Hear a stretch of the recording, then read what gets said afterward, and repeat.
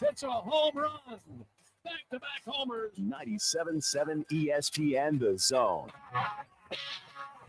Eagle Masonry and Installation. It's right there in the name. Eagle is your one-stop shop for block, stone, or brickwork, monument signs, and outdoor kitchens and fireplaces. Eagle also offers the finest craftsmanship and insulation, fiberglass or spray foam insulation, and of course, insulation removal. Philip Love and his team have years of experience bringing the region the best in masonry and insulation services. For more information and a quote, visit insulatewitheagle.com or call 256-755-1556. Eagle saves you time. Eagle saves you money.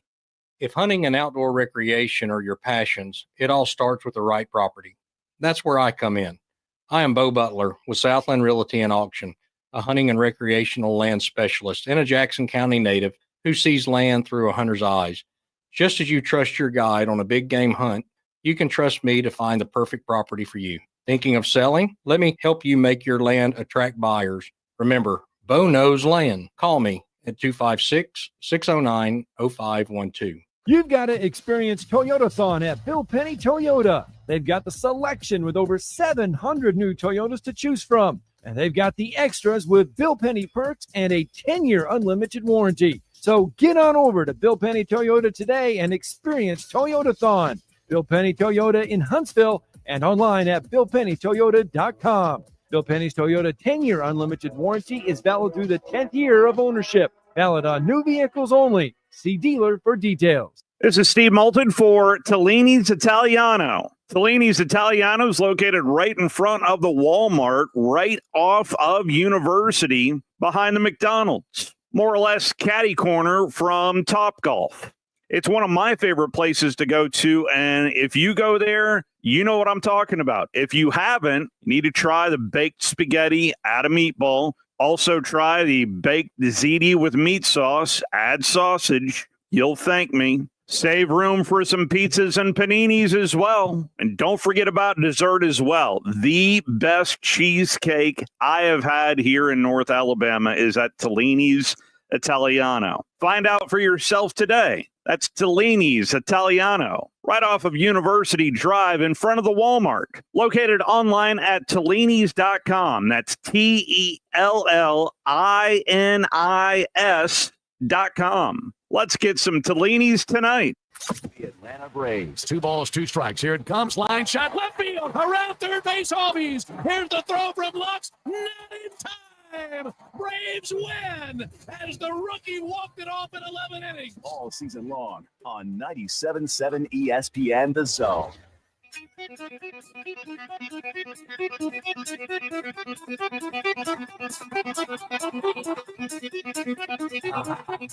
Welcome to Talkin' Ball with Scott Theisen and Drew DeArmond. Call into the Neighbors Wealth Management Hotline now, 256-576-4977. That's 256-576-4977. Now, here's Scott and Drew. It is time. There you go. We're back. We're live. We're brand new. We're everything. Talking Ball, 97.7 ESPN The Zone. Scott Theisen, Drew DeArmond. Welcome in on a Tuesday morning. A Tuesday morning in the Tennessee Valley that sees our high today climb to 86 degrees. Right now, we are sitting at 74 degrees. They're saying we could see some rain today. Maybe. We'll have to wait and see. 256-576-4977. You can join us throughout the morning. Big thanks to our friends, Talent Heating and Air, for helping us get this shindig off and running. 256-503-4490. Give them a call. Talent Heating and Air. Let their talent do just a little bit of work for you. TalentHVAC.com. You got Thomas, Terry, Jeremy. Give them a call. They're live. They're local. They're busy, but they're waiting for you to call as well because they've got all kinds of expertise that can work for you. They can do a little tune-up, a little service repair, indoor air quality, ductwork, natural gas system installation, you name it, they can do it because they are Talent Heating and Air. A lot of good stuff to get through today. Plenty of college football conversation. We'll throw in some other conversation as well. But don't forget, we are counting down to the inaugural Talking Ball Barbecue. We'll fill you in a little bit more on that. But the countdown does continue towards the start of another college football season. And to help us get us in the mood a little bit for that, how about a little bit of this as we count you down? How many days?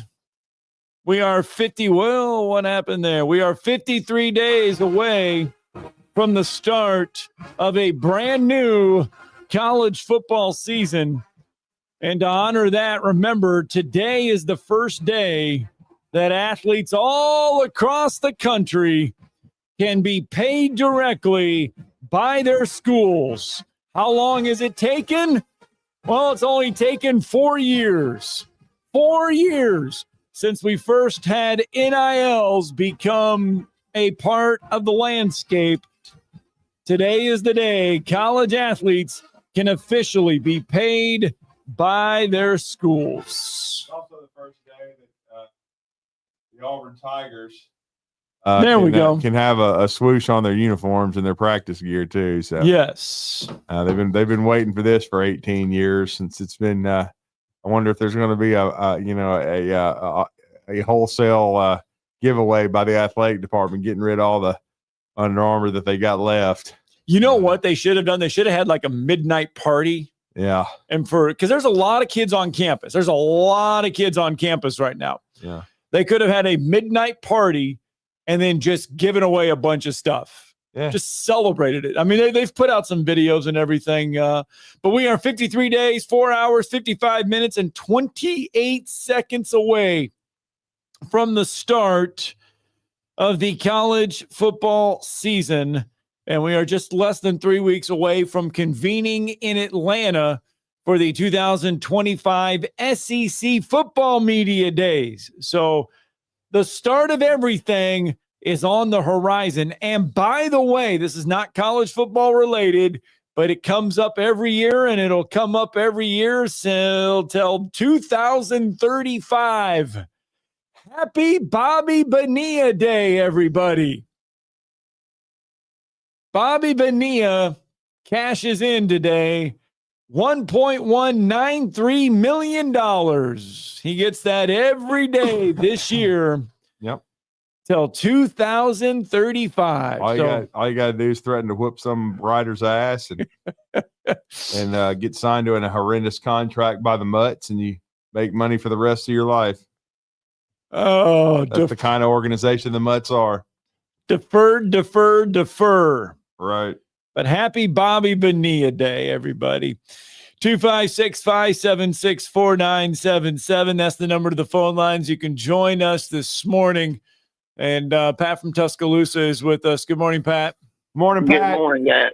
Hey, guys, we got Alabama fans talk about getting these 3-star players. They just don't understand. It's an evaluation process. This kid that we got yesterday that came out of he came to Alabama's football camp and he ran a 4.40, and you can't coach 6'3" to 6'4" and run 4.40 and now weigh 205 pounds. You just got that, or you don't have that. We had a kid when I was in high school that with two of them. One went on to play. Both of them played college ball, but one was ran a 4.40. The other one ran a 4.40, but one ran a 4.40 in pads. That's a totally different story. And I don't know about this guy in pads. Drew, what do you know about him? I know you know more about recruiting than everybody else has forgotten. Well, he's from Christ Presbyterian Academy in Nashville. He earned his offer by having a great workout earlier in June at Alabama's camp. They were kind of trying to keep that on the down low, but the tape leaked out, and obviously he did a great job.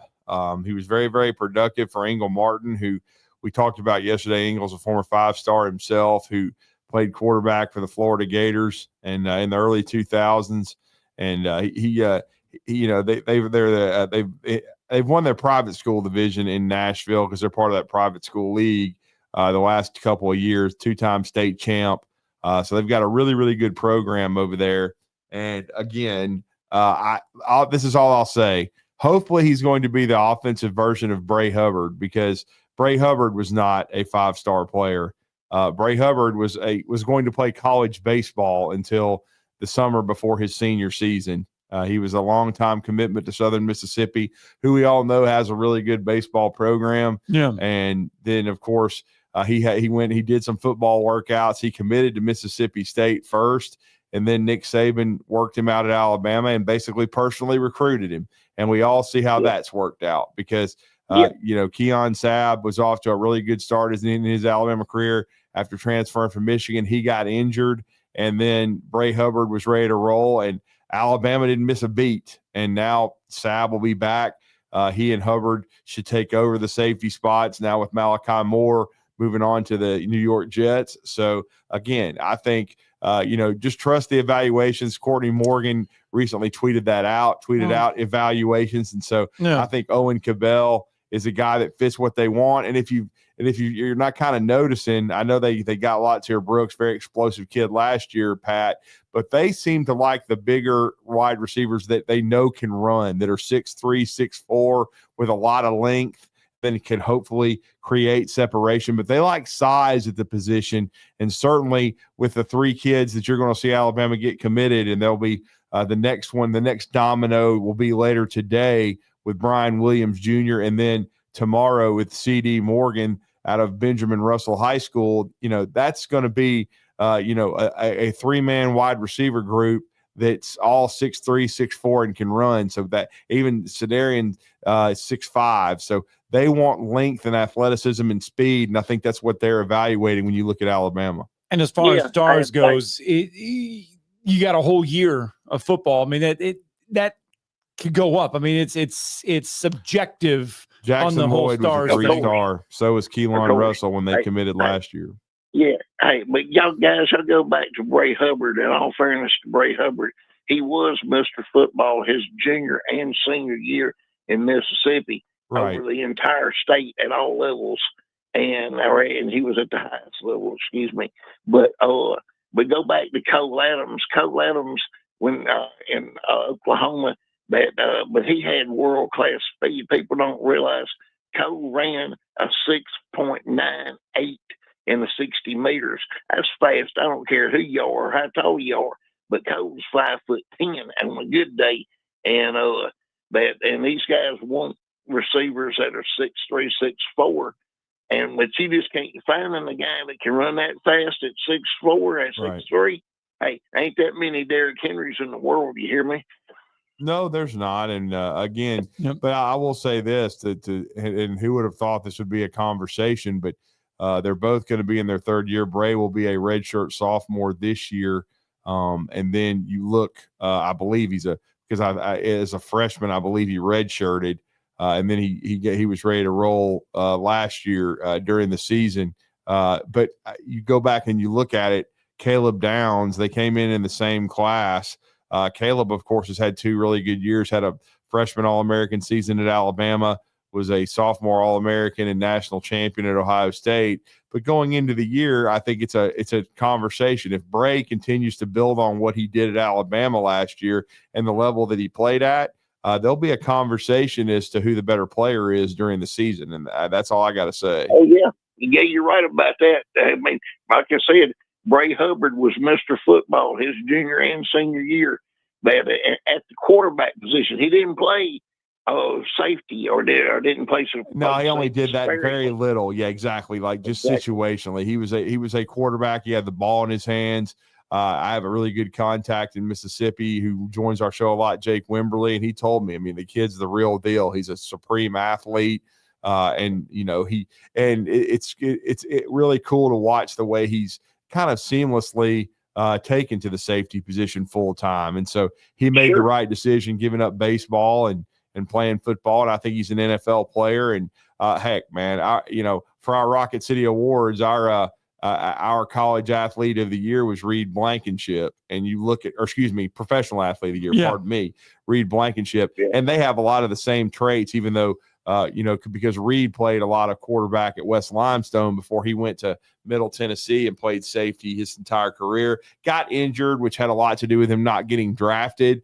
But that's totally irrelevant now with what he's done. Yeah.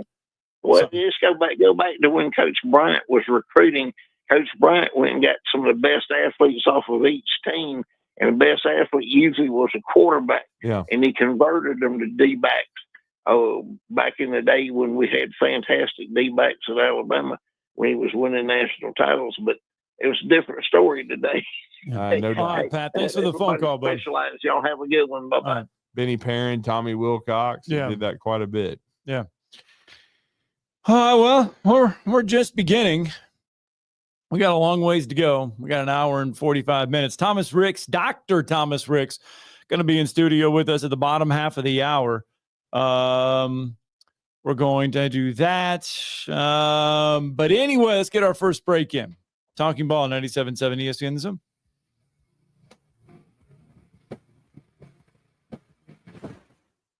.97.7 ESPN The Zone. Are you tired of power outages disrupting your life?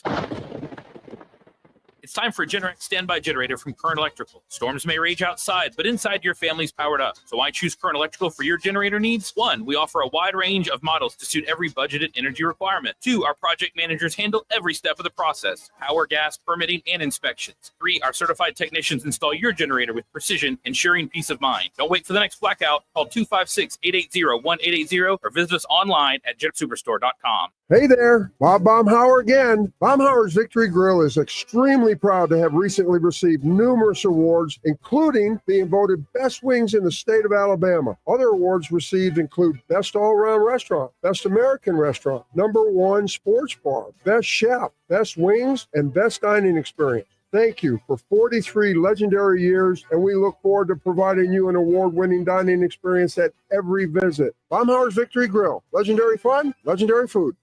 Tom Abraham here for my friends at Your Home Window Company. When it comes to replacement windows, exterior doors, or new window screens, Your Home Window is the answer anywhere in Huntsville, Athens, Decatur, or Hartselle. Your Home Window windows and doors are made here in the USA and come with a lifetime warranty. When replacing those old windows or doors, Your Home Window has the solution for you. In-home estimates are always free and financing is available. Learn more at yourhomewindow.com and see clearly with Your Home Window. Visit yourhomewindow.com to make an appointment today. You've been paying on that life insurance policy for years, but maybe you don't really need it anymore, or it's gotten a bit too expensive. Well, before you just let it expire, let Neighbors Insurance Solutions share with you some alternatives that you haven't considered. Don't throw away something that still may have great value for you. If you want to learn more about what Neighbors Insurance Solutions can do for you, call 256-763-7693. A death benefit could be a life benefit. Learn more at 256-763-7693.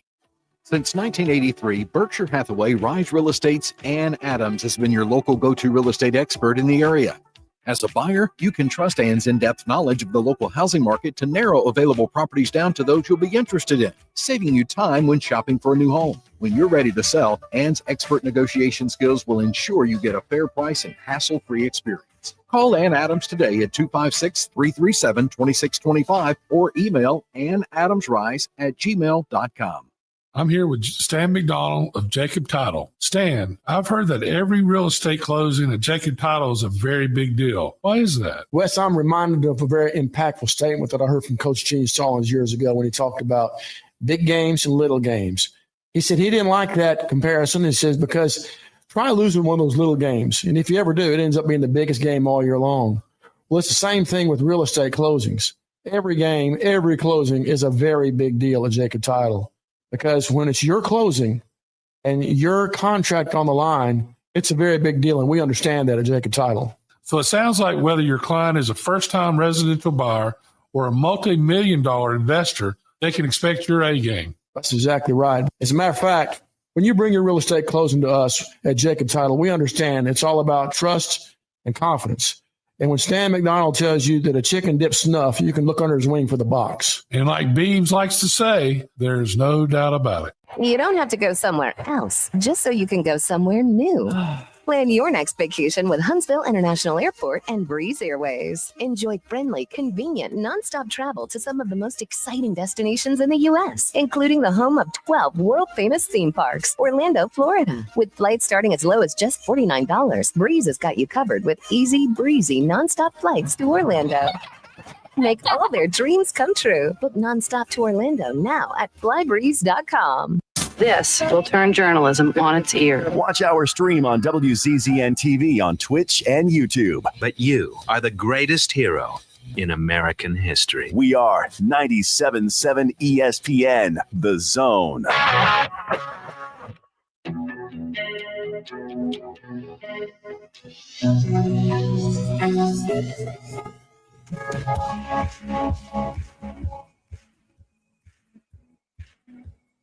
Welcome back in, 7:18 on a Tuesday morning.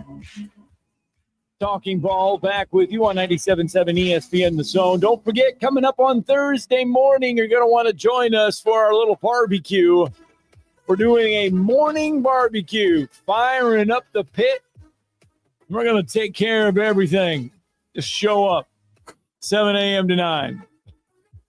Just eat barbecue. I mean, every man's dream, I guess, just to wake up and eat ribs. Yeah. I don't know how much sports reaction we're going to get out of Scott. He'll probably be eating most of the time. We'll have to do some. We're obligated to do 2 hours. But I can we're already contractually tell, obligated to sit here from 7 a.m. to 9. Yeah, once you sit near all that smoke and stuff, I still remember when he did the turkey and he lowered the turkey into the fryer and you were just like squirrel. You know, so well, I mean, it was like a squirrel moment. It was. It was just he put a turkey into the fryer. He was cooking, and and Scott was just like, "Hello, who, what?" Just take over, Drew. You got it, man. They wouldn't get here in time, but I should have brought some cherry donuts. Oh yeah, that would have been interesting. Should have brought some cherry donuts. Well, speaking of that, they wouldn't get here in time. As we come to our palatial studio every day, I see that the building over there is taking shade. It is. Yeah, it is. So there it is. It's just when it doesn't rain, it's amazing what things can get done. I mean, and that's going to be our third donut shop. There's going to be a little triumvirate around here. That's right. Right. Joe's got Dunkin' Donuts covered, and we've got some Krispy Kreme over there, and now we'll have it. What was it? What's it going to be called? Shipley's, wasn't it? Shipley's. I think. Yeah, I think B. Rich and some others told us that. Yeah. So. Let's go out to the phone lines. Richard is with us. Good morning, Richard. Morning, Richard. Hey, morning, guys. Oh, you're talking about Bobby Bonilla. Right. Mets originally basically it invested the money, like a small amount, actuarial tables. It was going to, generate, all this money for the future going forward. It wasn't going to cost them that much. The one problem was, guess who they invested it with? Oh, Bernie Madoff. That is correct. Oh, he was tied to the Mets. Madoff. Yeah, he was tied to the Mets. Mm-hmm. Yep. So I don't know what happened to it. And Bernie also, he did attend the University of Alabama 1 year. So Bernie was a U of A guy for a year. Wow, I did not know that. Many years ago. And I think his freshman year, he went to Alabama, then transferred maybe to Rutgers or somewhere back up north. Yeah. I mean, it's interesting that his last name would be Madoff. Yep. So but the Mets, like I said, coach, whatever his fake return was, they were going to invest, not a small amount, but enough to where it was going to generate, what did he get paid today? Yeah, he got paid $1.193 million. Yeah, and every year, same date. Yep, same date, gets $1 million in the bank. Yeah, but like I said, they were going to invest enough, and and it would, and kind of have it in the bank or have it with Bernie's group there, and they could, pay it out. But like I said, I got, up until this year, it was kind of nice. The Mets sucked, and then, poor Bernie did too. So, out. But like I said, I guess the Mets are having to pay, or they may have done something else similar to that. Yeah, I don't know. I know there's a few other major leaguers that have gotten these, what they call those deferred payments now. And I think there's a couple of them. At one time, I thought Ken Griffey Jr. was the one with the Reds. Yeah, there was one. There was a couple, I think, that just expired, like just ended or whatever. Yeah. But Bobby Bonilla takes the cake. I mean, his by far has taken the cake. Well, one thing is, I mean, he was good, but he wasn't great. No, he wasn't Barry Bonds. But when he was with Bonds in Pittsburgh, they were a great combination. He was a great player. Yeah. He just wasn't. I mean, defensively, he wasn't much. For Bonds, I mean, even with the steroids, Bonds was good defensively. I mean, Bonds was good all around, but Bonilla was more just a hitter. He wasn't much in the field.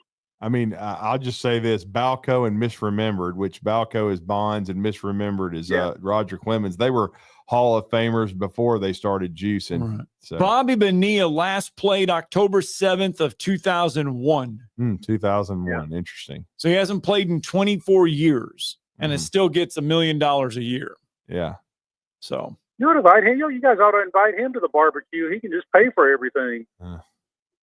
Yeah. Interesting. Or maybe we could find or Bernie Madoff. He could. Is Bernie in jail? Bernie and Bonilla. No, I think. I guess he's still alive, or that's what I think. He passed away. Did he? Yeah. Yeah, he passed away in 2021. Oh, okay, gotcha.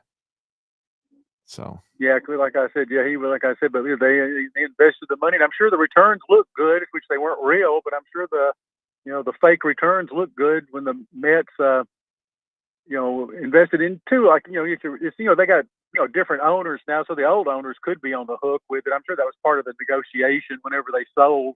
Yeah. Who gets stuck with kind of paying off Bobby there, so. Yeah, who cuts the check? Yeah, I don't know. Yeah, I don't know who cuts it or where it comes from, but that's a heck of a savings plan. Oh, yeah. Like I said, Bonilla can go out and start eating again now.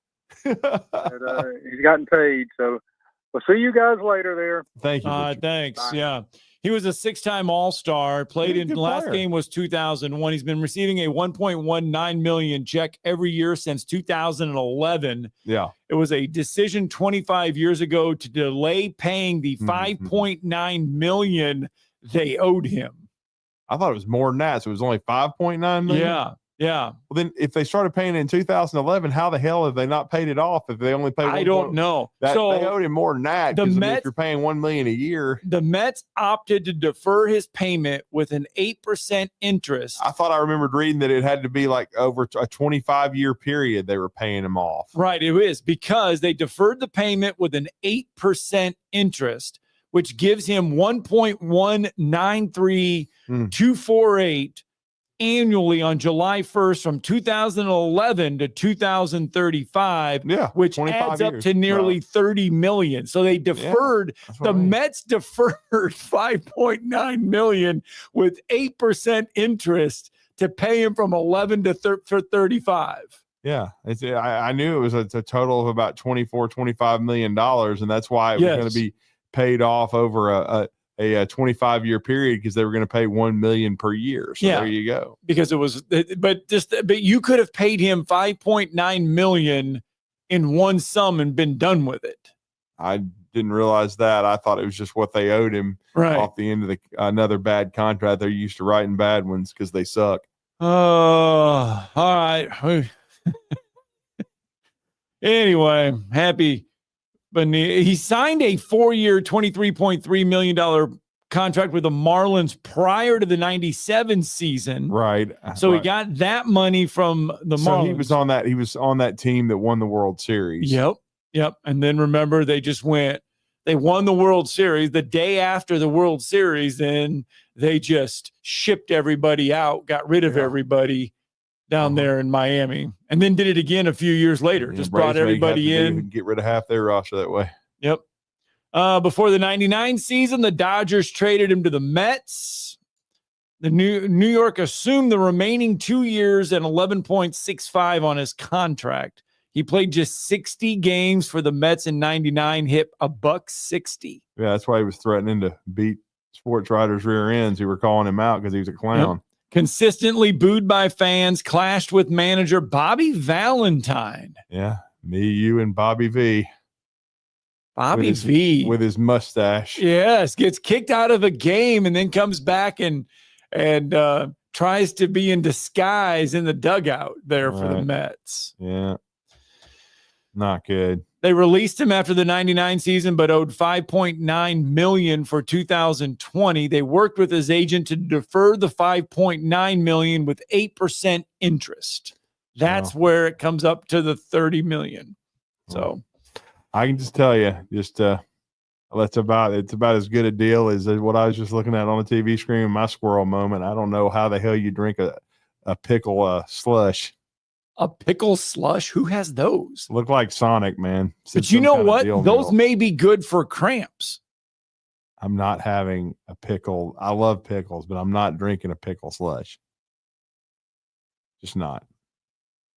That's not a try. I mean, I don't mind the juice, the pickle juice, and but I don't drink it. I'm thinking it's soaking in the pickles. Man. I'm thinking we send John to Sonic to get us a pickle slush, and he can drink it all he wants. Wait a minute now. You've tried all kinds of things. You would not try a pickle slush. Yeah, I even had by accident. I even had another extra hot honey chicken sub from Jersey Mike's, and they didn't try to kill me. So did it dang near kill you? No, they put light. It was. I don't think they didn't put half the bottle on this one. Okay, where they were trying to kill me the first time. God. I think they just put they put light hot honey sauce, and it wasn't bad. It was pretty good. A little kick there. But it's just not. You didn't feel like your lungs were melting. Got to get a break in. Our good friend Dr. Thomas Ricks from SportsMed Orthopedic Surgery and Spine Center. He's certainly not going to make my lungs melt. He's here. Yeah. We've got some questions for him. We do. We got his little setup here. We got to get his chair. Yeah. And we got to get him some headphones. The Cheney. We can start calling that the Cheney. Okay. Yeah. He won't sit as high as Cheney. No. Or as low. He'll have to sit higher. He won't sit as low as Cheney. All right. We got a guest in studio. Dr. Thomas Ricks will join us next.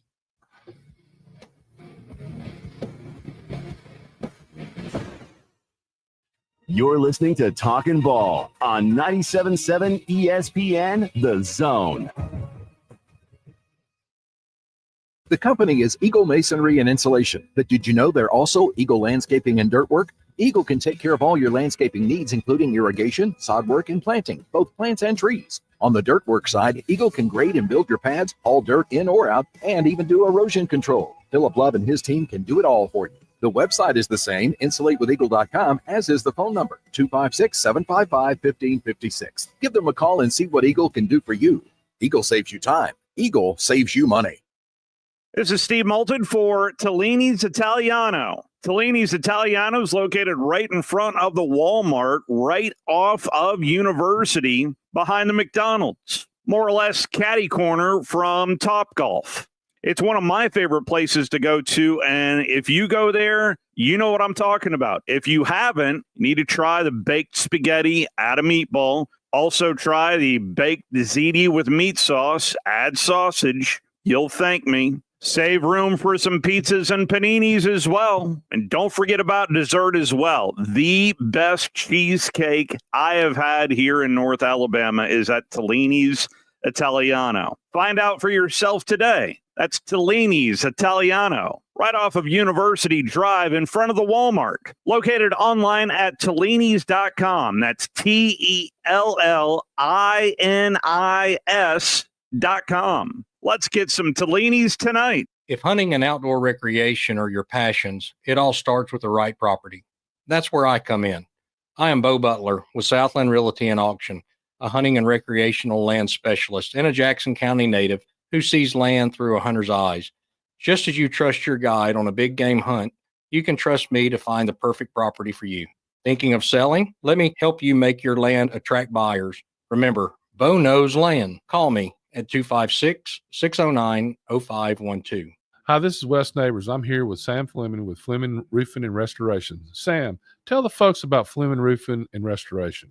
Hey, Wes. Our company, Fleming Roofing and Restoration, specializes in commercial and residential roofing and repairs. I'm a fifth-generation Huntsvillian, and our family's been doing construction business in Huntsville area since 1965. Sam, what kind of roofs does Fleming Roofing and Restoration do? Our guys are skilled enough. We can come out and address any kind of leaks or issues you might have on your commercial, on your metal roofing, on your shingles. We can do anything, and we can offer you a solution to repair it, or we can replace it. But you guys also do insurance restoration. Our staff has 10 plus years of experience as insurance adjusters, and we really do know the inside and out of the claims process at Fleming Roofing and Restoration. Check out Fleming Roofing and Restoration online at FlemingHSV.com, or you can call or text them at 256-651-9440. Hey, Wes, we show up. SportsMed is the official team physicians of the Rocket City Trash Pandas. And if the pros trust SportsMed, you can too. SportsMed provides every service you might need for complete orthopedic care, specializing in orthopedic surgery, sports medicine, joint replacement, spine surgery, neurosurgery, and podiatry. And they offer their own brace shop, in-house full-body MRI, physical therapy, walk-in clinic, and so much more. 4 locations and on the web at sportsmedalabama.com. Listen to the Rocket City Trash Pandas all season long.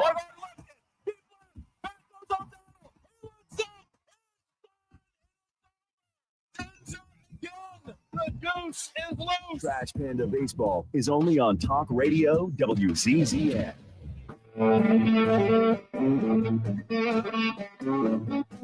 Back in Talking Ball 97.7 ESPN The Zone. Scott Tyson, DeArmond, 7:33 Tuesday morning. Yep. And last week we just like bringing people into our new heck, hellacious. One of them's now an NBA player. You know, he's Yes. going with the Cleveland Cavaliers. Yes, we like bringing people in here. We like showing off the new digs. We do. But he's been here before since we've had the new digs. Yeah. But it's always good to welcome our very good friend in from SportsMed Orthopedic Surgery and Spine Center, Dr. Thomas Ricks. Welcome back in. Thanks for having me. Welcome back, Dr. Ricks. And we have figured out that you're the missing piece here. We need you back in the clubhouse to get the voodoo out of, get Yes. the voodoo going. Yes. It's our own version of Major League to get the He's making the reference to the Trash Pandas. Get them going. 15-game skid right now. You've got to be the Jabu of the Trash Pandas. Well, last year, every game I went to, we lost. Oh. And so I was trying to do the team a favor this year and not go to as many. Right. But this year, it seems Got to reverse the curse. It seems when I go to a game, we win. There you go. And so I've got to get out there and Yes. break this 15 gamer here. Yeah, man. They got to bust out here and get going. There's no question. SportsMed Orthopedic Surgery and Spine Center, the official medical providers for the Rocket City Trash Pandas. You spent a lot of time out there this year. Yeah, we go to at least one game every homestand. Yeah. And we've been on the road a lot lately, so haven't been to a game in a minute. But it's a good time. Always on call for the guys, but they're a great club. Just hopefully we can start piling up some wins again. Well, and they lost Christian Moore too, right? I mean, he got not lost him, but Yeah, he got called up to the big leagues. Yeah, he got called up to AAA about 4 weeks ago, and Yeah. then a week later was called up to the Angels. So he had a pretty quick rise there, and then you saw his first game with the Angels, 2 home runs with a walk-off, pretty awesome. So yeah, losing Christian was definitely a hit to the team, but we got a lot of great players still there. It's just kind of bringing all the pieces together. Yeah. Well, and speaking of, what you do for SportsMed, though, Scott and I have been discussing this when he told me you were coming back in studio, because we've been seeing a lot of it where they're talking about the NBA right now on our TVs here for, with LeBron James and then, of course, the Dallas Mavericks and that trade with Luka Doncic. But we've seen so many Achilles injuries, and we saw them really affect the NBA playoffs. Tyrese Halliburton goes down in Game 7 in the first half. Dr. Ricks, I've heard him talking about calf injuries leading to injuries to the Achilles, because Halliburton had a calf injury that he was trying to play through. Is that something you commonly see? We see a good many Achilles tears and just calf injuries in general. I'd say that calf injuries, gastroc strains, soleate strains are a lot more common than a full Achilles rupture. But there's definitely a prelude there that you can get a calf injury, you go back in too quick, and that's going to make you stiff and weak in the ankle. You're going to over rely on that, and that's going to kind of lead to that.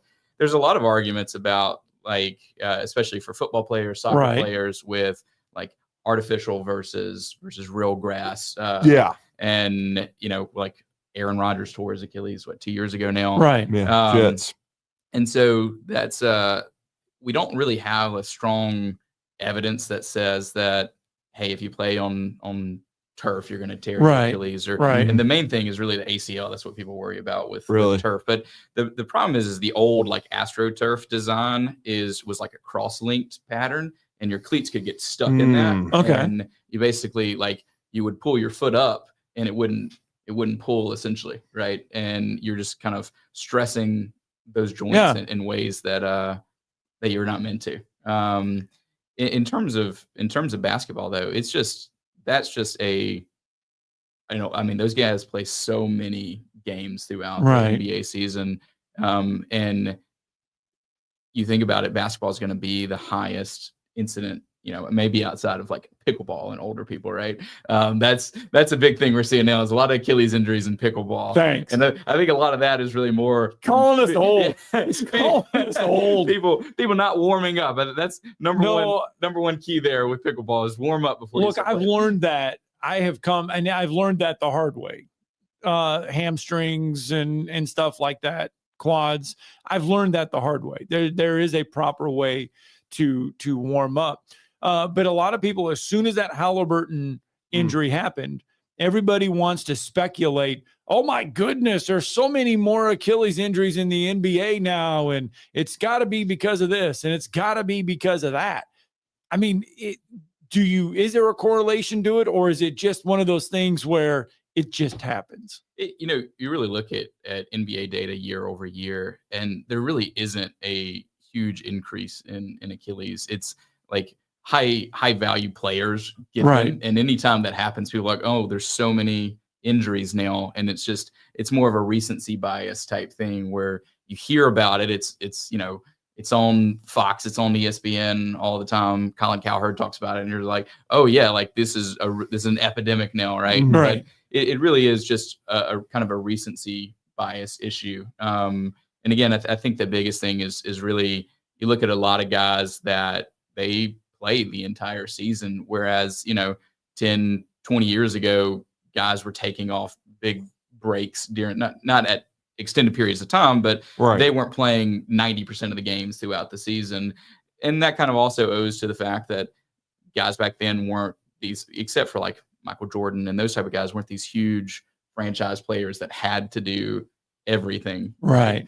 And so I think it really is just a buildup of your body's only got so many miles on it before something's going to break down. You gotta replace your tires.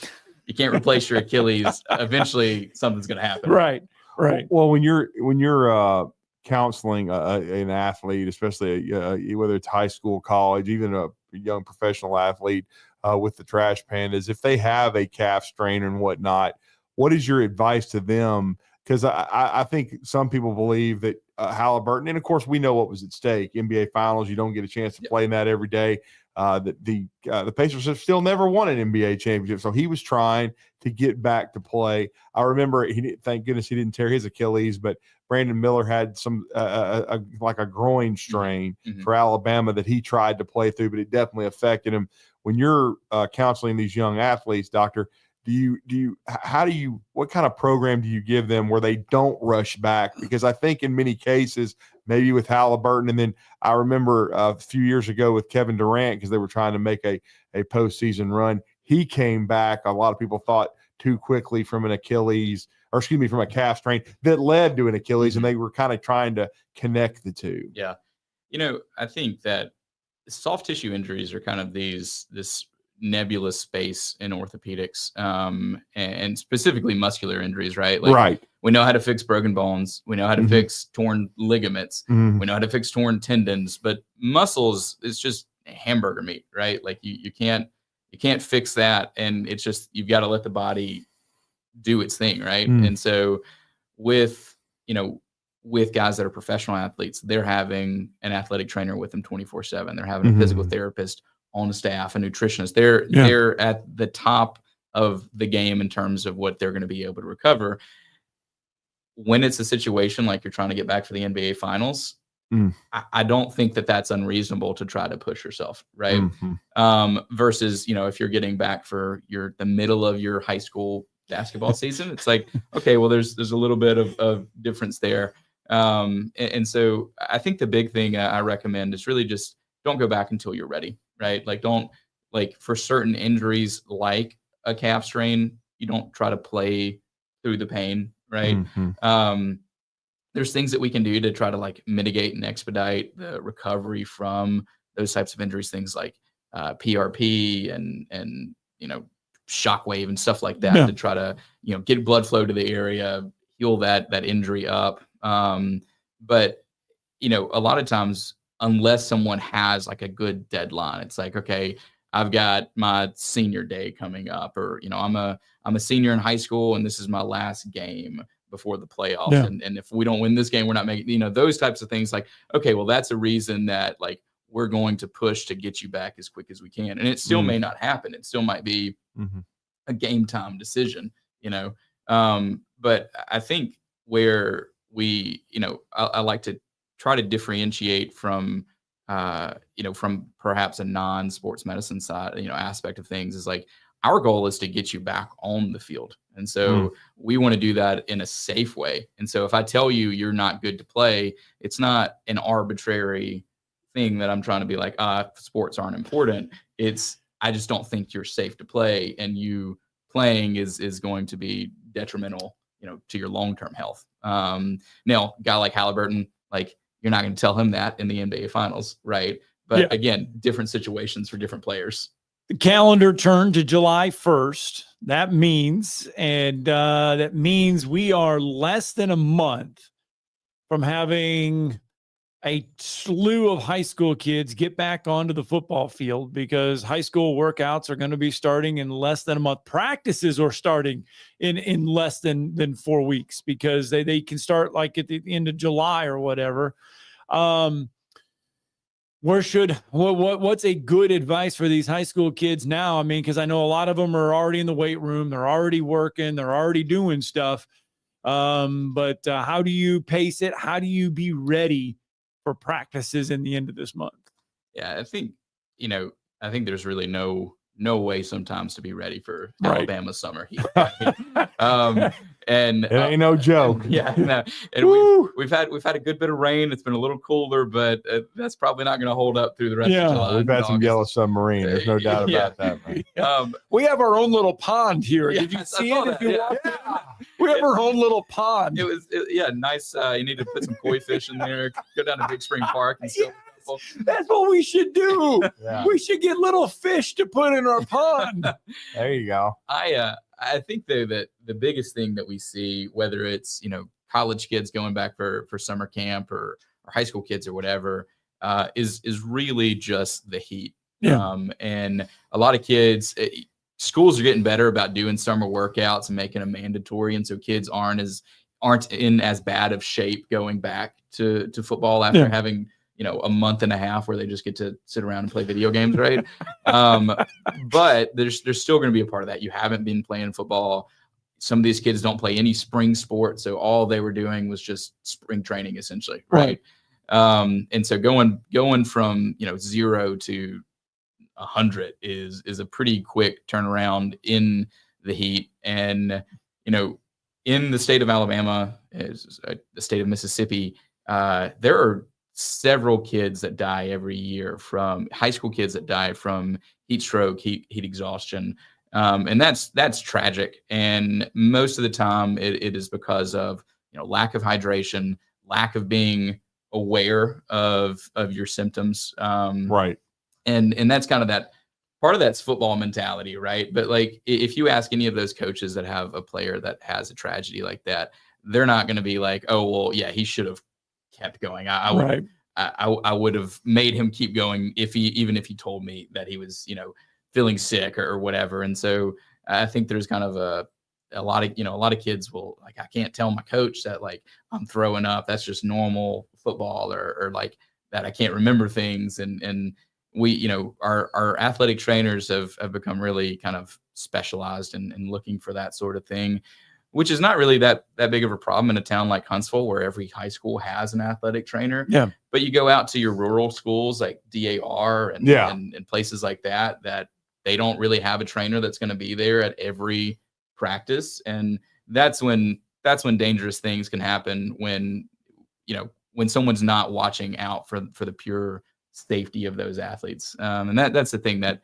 concerns us the most. It's rare, but it's a tragedy. And so I'd say just make sure you're staying hydrated and make sure you're listening to your body. And there's a good thing about pushing past your limits, but there's also a good part of like, eventually you have to know where your limit is.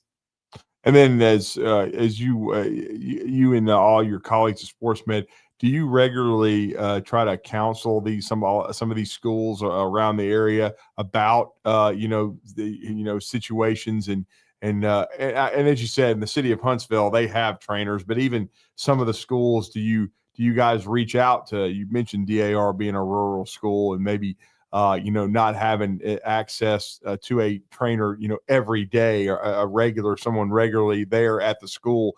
Do you guys try to counsel those programs at all? We do. And it kind of becomes a thing where if you're not in the community, then it's hard to kind of connect with those people. Right. And so it's a lot of that is just a difficult task to kind of achieve.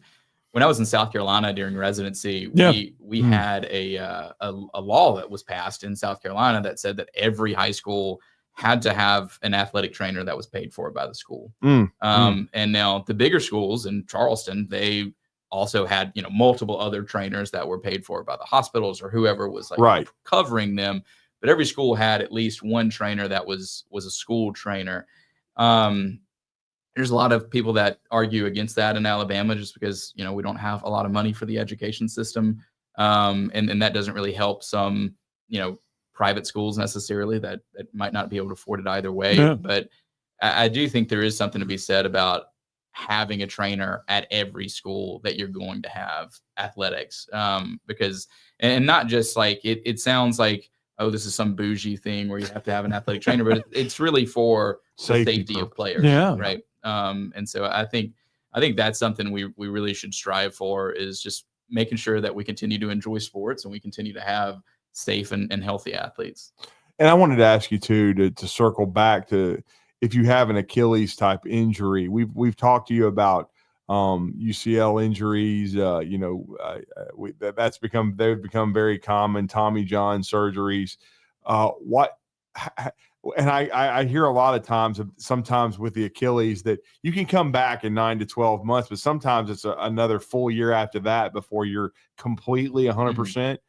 Kind of talk about the recovery time and being able to come back from an Achilles. And I always hear too, like if an athlete like an Aaron Rodgers, we brought him up a couple years ago, and then he came back last year with the Jets, played a full year, and now is going to play what he says is probably going to be his final season with Pittsburgh.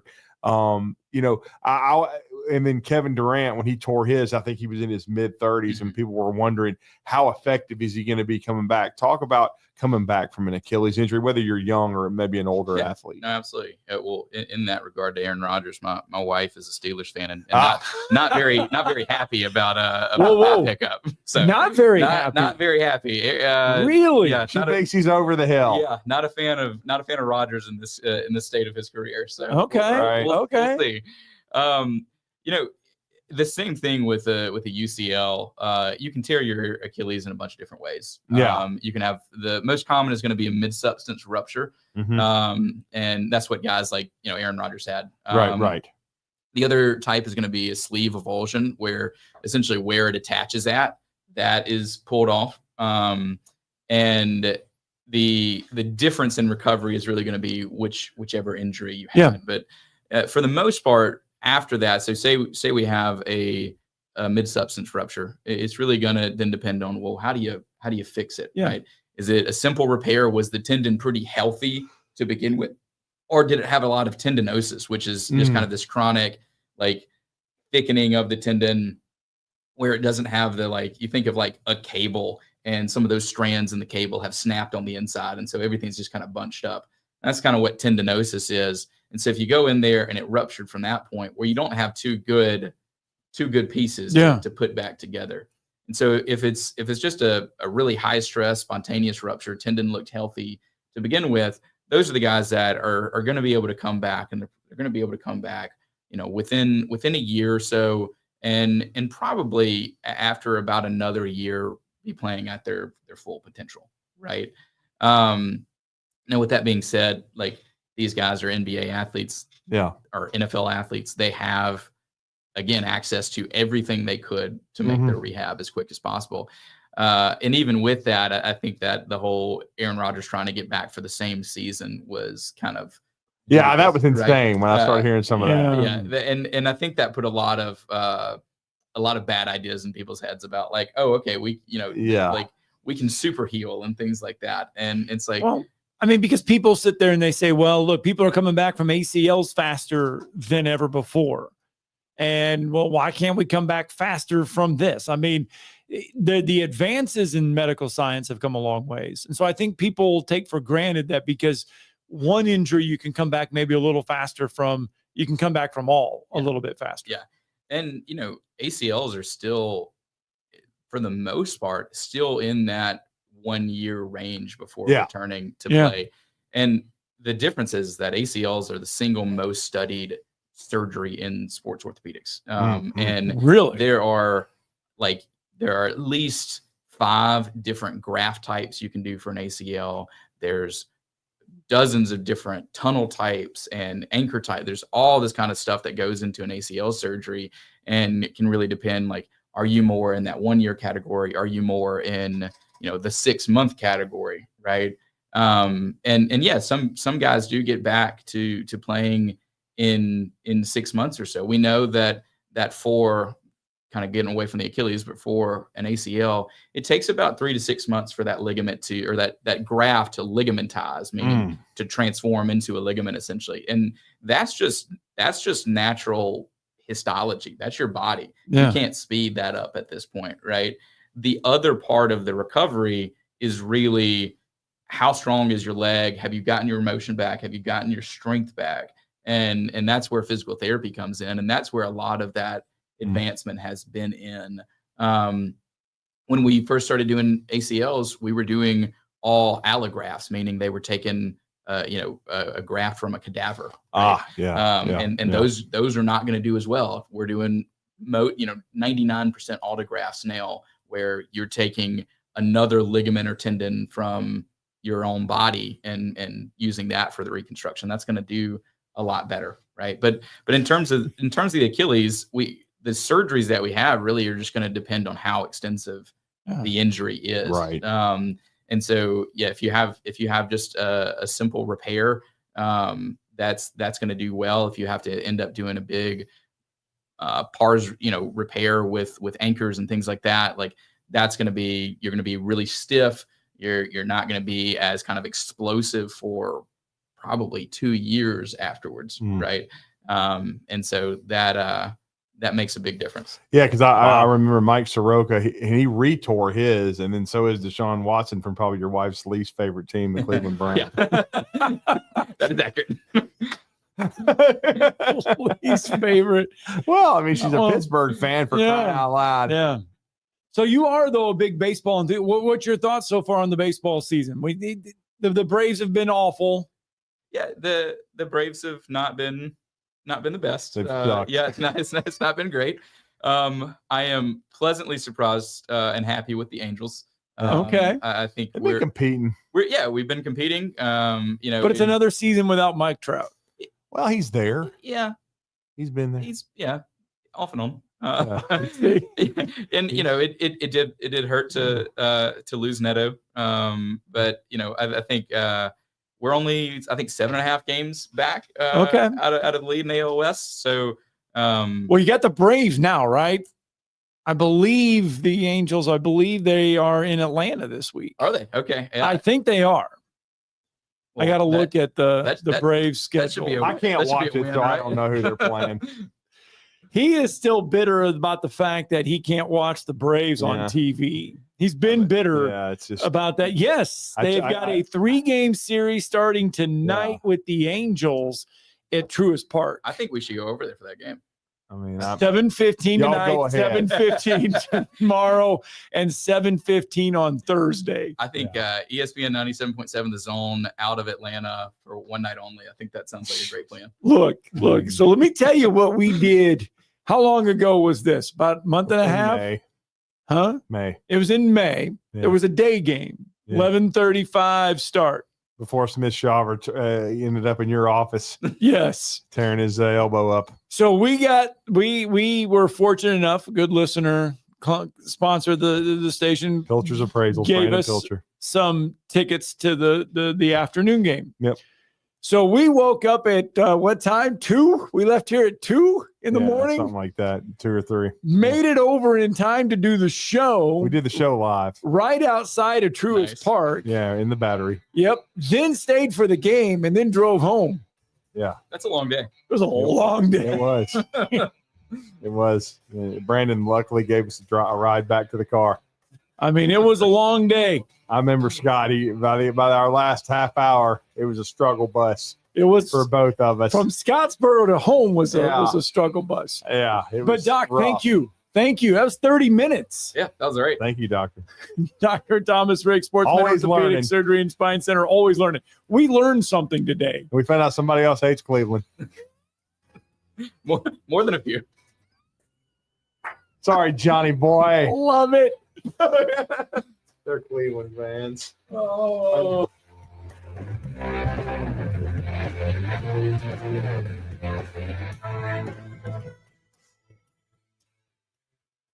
This is Brent Musburger's VSIN Action Update on 97.7 ESPN The Zone. Drivers who switch to Progressive have an annual savings of nearly $750.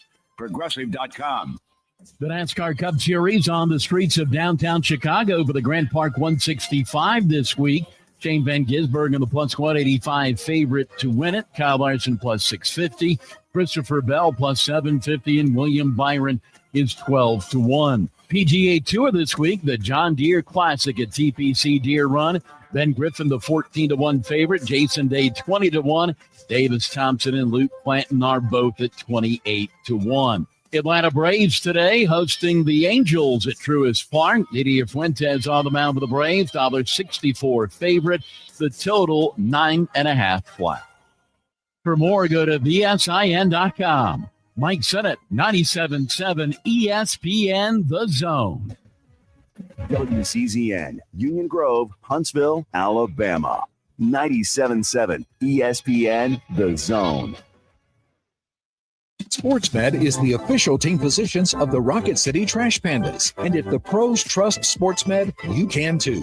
SportsMed provides every service you might need for complete orthopedic care, specializing in orthopedic surgery, sports medicine, joint replacement, spine surgery, neurosurgery, and podiatry. And they offer their own brace shop, in-house full-body MRI, physical therapy, walk-in clinic, and so much more.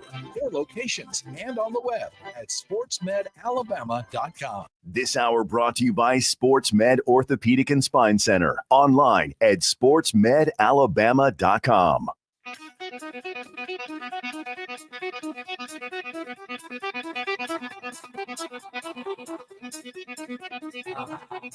Welcome to Talkin' Ball with Scott Tyson and Drew DeArmond. Call into the Neighbors Wealth Management Hotline now, 256-576-4977. That's 256-576-4977. Now, here's Scott and Drew.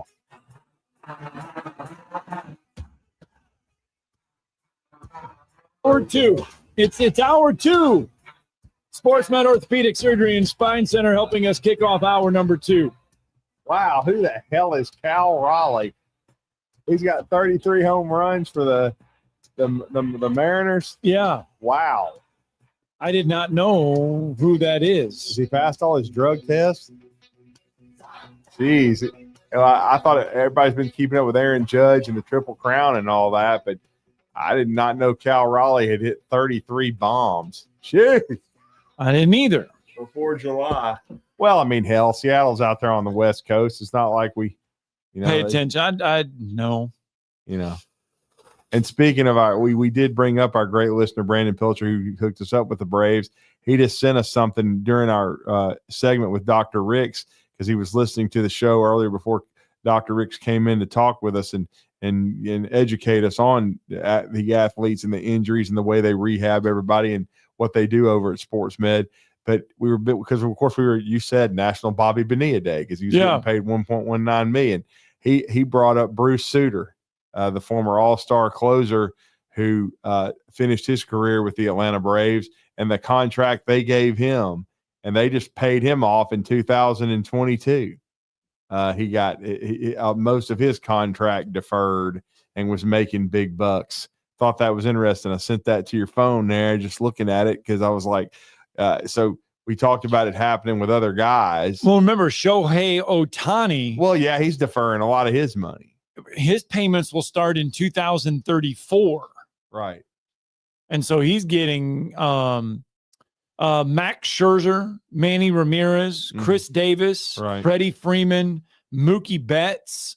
All of them have deferred contracts that'll be getting a lot of stuff. Yeah, I hate the Dodgers. Oh my goodness! All right. Yeah, see, because what it's saying here with Suter is talking about how his contract was a unique arrangement where a significant portion, and back in these days they weren't making the, heck, this $9.1 million contract that he had. Yeah, that's a mid reliever now for like a year. Yeah, and that's the thing. When we said $5.9 million, right? Why didn't the Mets just pay him the 5.9 right out of the top? They'd be done with this, wouldn't have to worry about it. Well, in 99, 5.9 million, that was a lot. Yeah, because back in those days, Suter was considered maybe the best closer in the game. Yeah. He signed that $9.1 million contract. They deferred it for 30 years and resulting in annual payments of $1.12 million until 2022. He received a portion of his salary during the playing days, which was 85 to 89, late 80s with the Braves. The bulk of the money was deferred with the final payment of $9.1 million made in 2022. The deferred payment structure, along with interest, meant the Braves continued paying Suter long after his playing days were over, and they brought up the Bobby Bonilla contract. So that's pretty crazy. 256-576-4977. That's the number to the phone lines. You can join us this morning if you would like. And the big thing, it's like you were talking about, the reason that it got deferred and it lasted so long was the interest. Yeah. Because it increased the payments. Yes. That's what I'm saying. If they could have just wrote a check for $5-something million, been done with it then. Right. But then did it from, deferred it. All right. One of the big conversations going on is the Big Ten versus the SEC. As far as football goes, they had this alliance, and a lot of people are calling it broken. And Tony Petitti, the commissioner of the Big Ten, Greg Sankey, are they at war? Do they like each other? The Big Ten commissioner sat down with Joel Klatt, and he didn't really specifically call out the SEC. But if you listen to his comments, he refers to the SEC not wanting or not getting 9 games on their conference schedule. Just listen to the commissioner here. Side for now. I think what we're trying to focus on is, at least within the Big Ten, we're not asking to be handed anything. We're playing non-conference games. We want to play tough playing games to get there. And we want to create an incentive for our schools to schedule more non-conference, because if you're qualifying off your conference record, to build a system that increases, creates more tougher games. Yeah, I want to play more. Look, we want to play.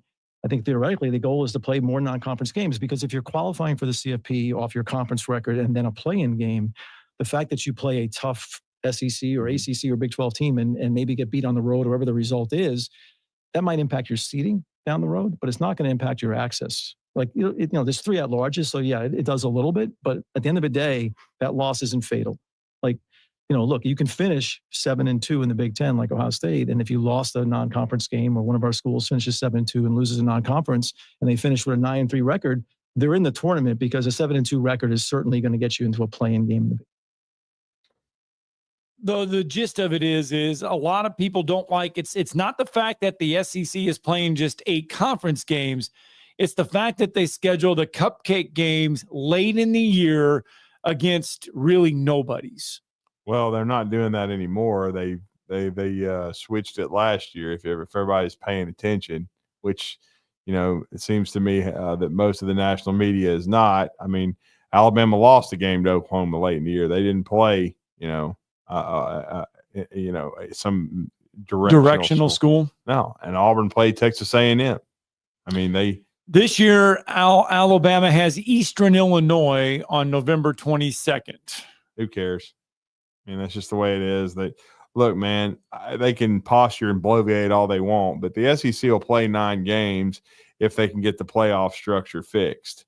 In other words, if there's a strength of the schedule component, which is basically what Petiti was talking about, they're going to have a strength of schedule component, and they're going to have to make Indiana. If they want to talk about out of conference schedules, right, just look at Indiana's joke of a schedule. They don't play any damn body. Auburn plays Mercer on November 22nd. So, but the question remains is, would you rather see Alabama and Auburn and these Georgias, and it's pretty much it's 95% of the SEC that does this.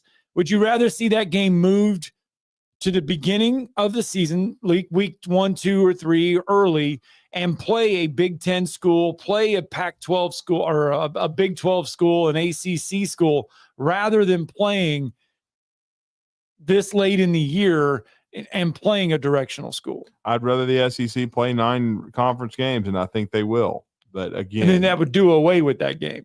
I mean, yeah, I think in most cases that's what's going to end up happening. You might play one of those games a year. You won't play 2 of them. But I mean, I don't want to hear it. The Big Ten plays. They pay the max rent. I mean, they play all the damn max schools. So I mean, they play their own tomato cans. Okay, don't sit here and try to say the SEC doesn't play anybody, which is that's a total falsehood. Okay. I mean, just because the SEC right now is only playing 8 games and not playing 9. But again, I think the SEC is going to play 9 games if they can get the playoff structure fixed, where Indiana's not getting in after playing, Mo, Larry, and Curly. Well, I laugh because Ohio State's schedule this year, yes, they open up with Texas. Yes, but you know who they have right after Texas for 2 games? Miami of Ohio and Bowling Green. I'm just guessing. No, the ever so mighty dangerous Grambling Tigers. Well, and then they follow that up with the Ohio Bobcats. Okay, the Fighting Soliches. So yes. I mean, everybody plays some of these guarantee games. They act like some of the schools don't. They do, okay? All the SEC wants, what this coming down to is strength of schedule component, because Indiana and SMU played no damn body. They played nobody. Zilch. If both of them played in the SEC, they would have been both lucky to be bowl eligible. Matter of fact, I'll just say it. SMU, there's no way in hell they would have been bowl eligible. They would have been down in the bottom third of the league. And then Indiana, maybe they would have been 6-6. But to be in all honesty with you, if they had to play an SEC schedule, both of them, neither one of them would have even been bowl eligible, because they're not that good. Sorry. Indiana, by the way, there are 3 non-conference games right out of the gate this year: Old Dominion, Kennesaw State, and Indiana State. Who was that? That's Indiana's 3 games out of their gate this year. Old Dominion, Kennesaw State, and Indiana State. Well, I can't play it on my phone, but I just start playing the Three Stooges like theme song. That's basically what that is. It's an FCS school in there, by the way, is Indiana State. So the Fighting Larry Birds. Yeah. So Indiana's schedule this year again. Those are their 3 non-conference games. Then they get Burt and Illinois on September 20th. Then they get Iowa. Then they get Oregon. but then it's Michigan State, UCLA, Maryland, Penn State, Wisconsin, and Purdue. That ain't an SEC schedule. That is half of the weak Big Ten schools. Purdue is Purdue, Maryland. The top of the Big Ten is good. The Yeah. middle to bottom of the Big Ten is trash. Yeah. So there's another schedule for Indiana to navigate. Maybe a 1-2 loss Indiana team again. And because they looked so good in the playoff last year. Just saying. Just saying. Hope Jack and Diane enjoyed it. You play 9 conference games and it means more. Yeah, well. And again, I've always said the SEC should play 9. I'm not against it at all because you're trying to get people into the stadium. You know what I'm saying? I mean, the only reason Indiana was filling the stands last year was that they were winning because they haven't won in a long time. So, of course, they're going to go watch them play some tomato cans because they're beating them. But when they played anybody worth 10 cents, they got jacked because honestly, their schedule was probably worse than SMU's. So, but they were both bad. 256-576-4977. By the way, Auburn fans, if you are wanting to know, the school, I believe, just released it. Starting on July 25th is when you can start to buy the new merch. Oh, that's when it'll be released, huh? July 25th. For sale. There you go. End of the month. Yes. Auburn in the swoosh. The football coaches and players have pictures on the website now. All in. They've got it in. I mean, can you imagine, though? I mean, that's when we said that the school switched on July 1st. Today was it. Every picture, everything, every sport athlete, anything had to be all changed. Right. I mean, that is a massive, massive undertaking. Anyway, got to get a break in. When we come back, worst case, best case scenario for SEC football teams this fall. Yeah, you see it? Yeah, every worst. It's weird looking at it. Every worst case, best case scenario. We got other things to talk about as well. There was a trade in the NFL. Full circle moment. Don't know if it was a good moment, but it's a full circle moment. Well, it might be. I don't know. I mean, it was a good moment. We should have asked Dr. Ricks what his wife thought of that trade. We should have. Anyway, got other stuff to get through. We'll get through it next.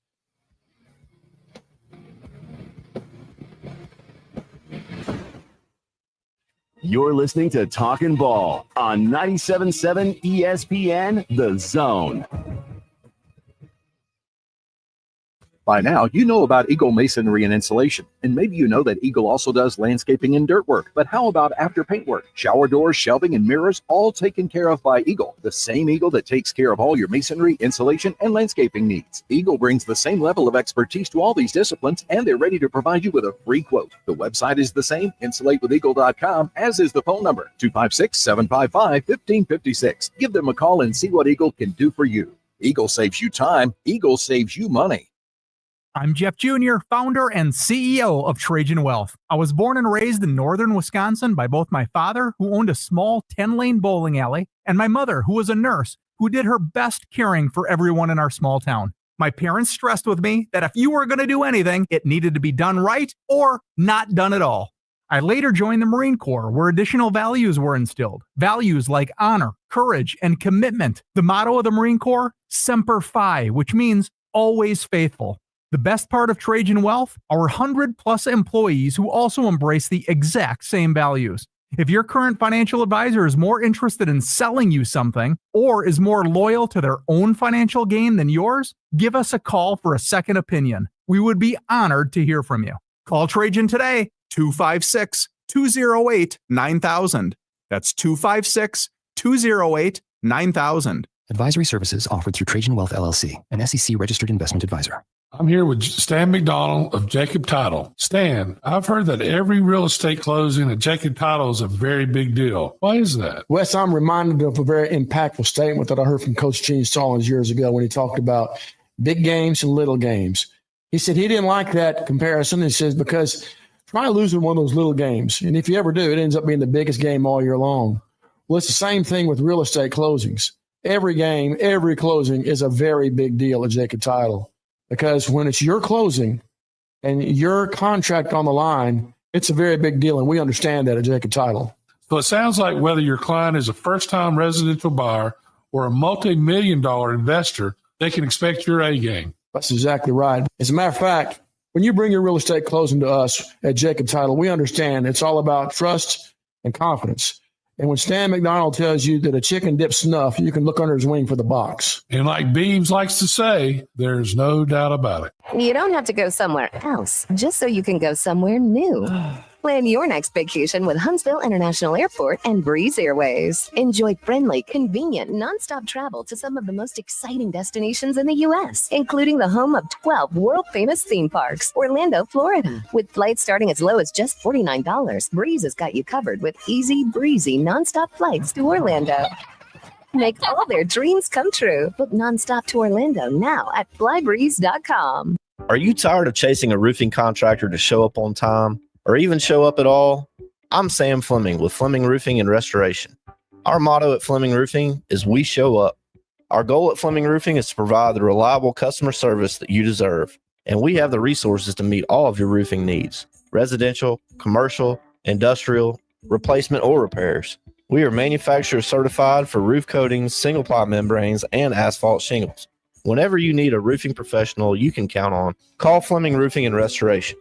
We are committed to finding the solution that meets your needs. We don't have quotas or heavy-handed sales tactics. Fleming Roofing, we have expert experience. We show up. Free estimates, residential, commercial, industrial, replacement, or repairs. Check us out at FlemingHSV.com. FlemingHSV.com. When you need a quick response, it's Fleming Roofing and Restoration. We show up. The Atlanta Braves. Cranks one high in the air to deep left field. That's got a play. It's a 3-run homer. And Sean Murphy off the injured list and onto the stat page with a 3-run homer off Zach Wheeler. All season long on 97.7 ESPN The Zone.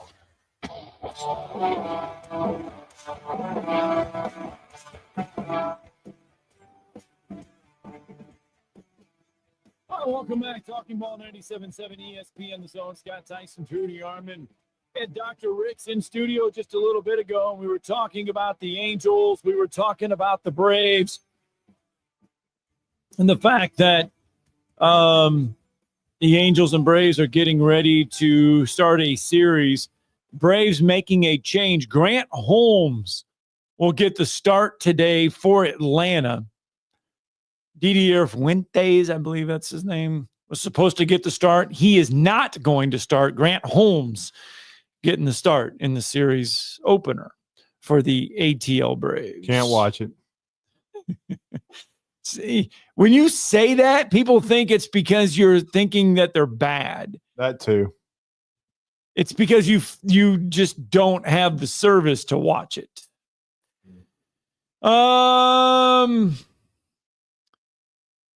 We were talking about the NFL before the break, and we were talking about it during the break, and we were talking about shelf of life, as in how many years do athletes really play now, and what is the life? You know, are you getting a guy on the back end of his career, the front end of his career? And it got us talking about a lot of people. But anyway, Jalen Ramsey, gone from the Dolphins, headed to the Steelers, and this is rare. You do not see really lots of times just player for player swap. Yeah. You don't see that too often. And then that started out to be this, and it ended up not. Jalen Ramsey, Jonnu Smith. Yeah, because this Jonnu Smith thing had been rumored earlier in the summer that he may get dealt to the Steelers, and then they claimed that they were backing off of it, but then we all see what happened. They didn't. No. Jalen Ramsey and Smith, they're gone to the Steel City.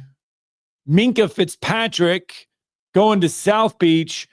And I say going back to South Beach because remember, don't see this too often either. Minka was traded to the Steelers from the Dolphins.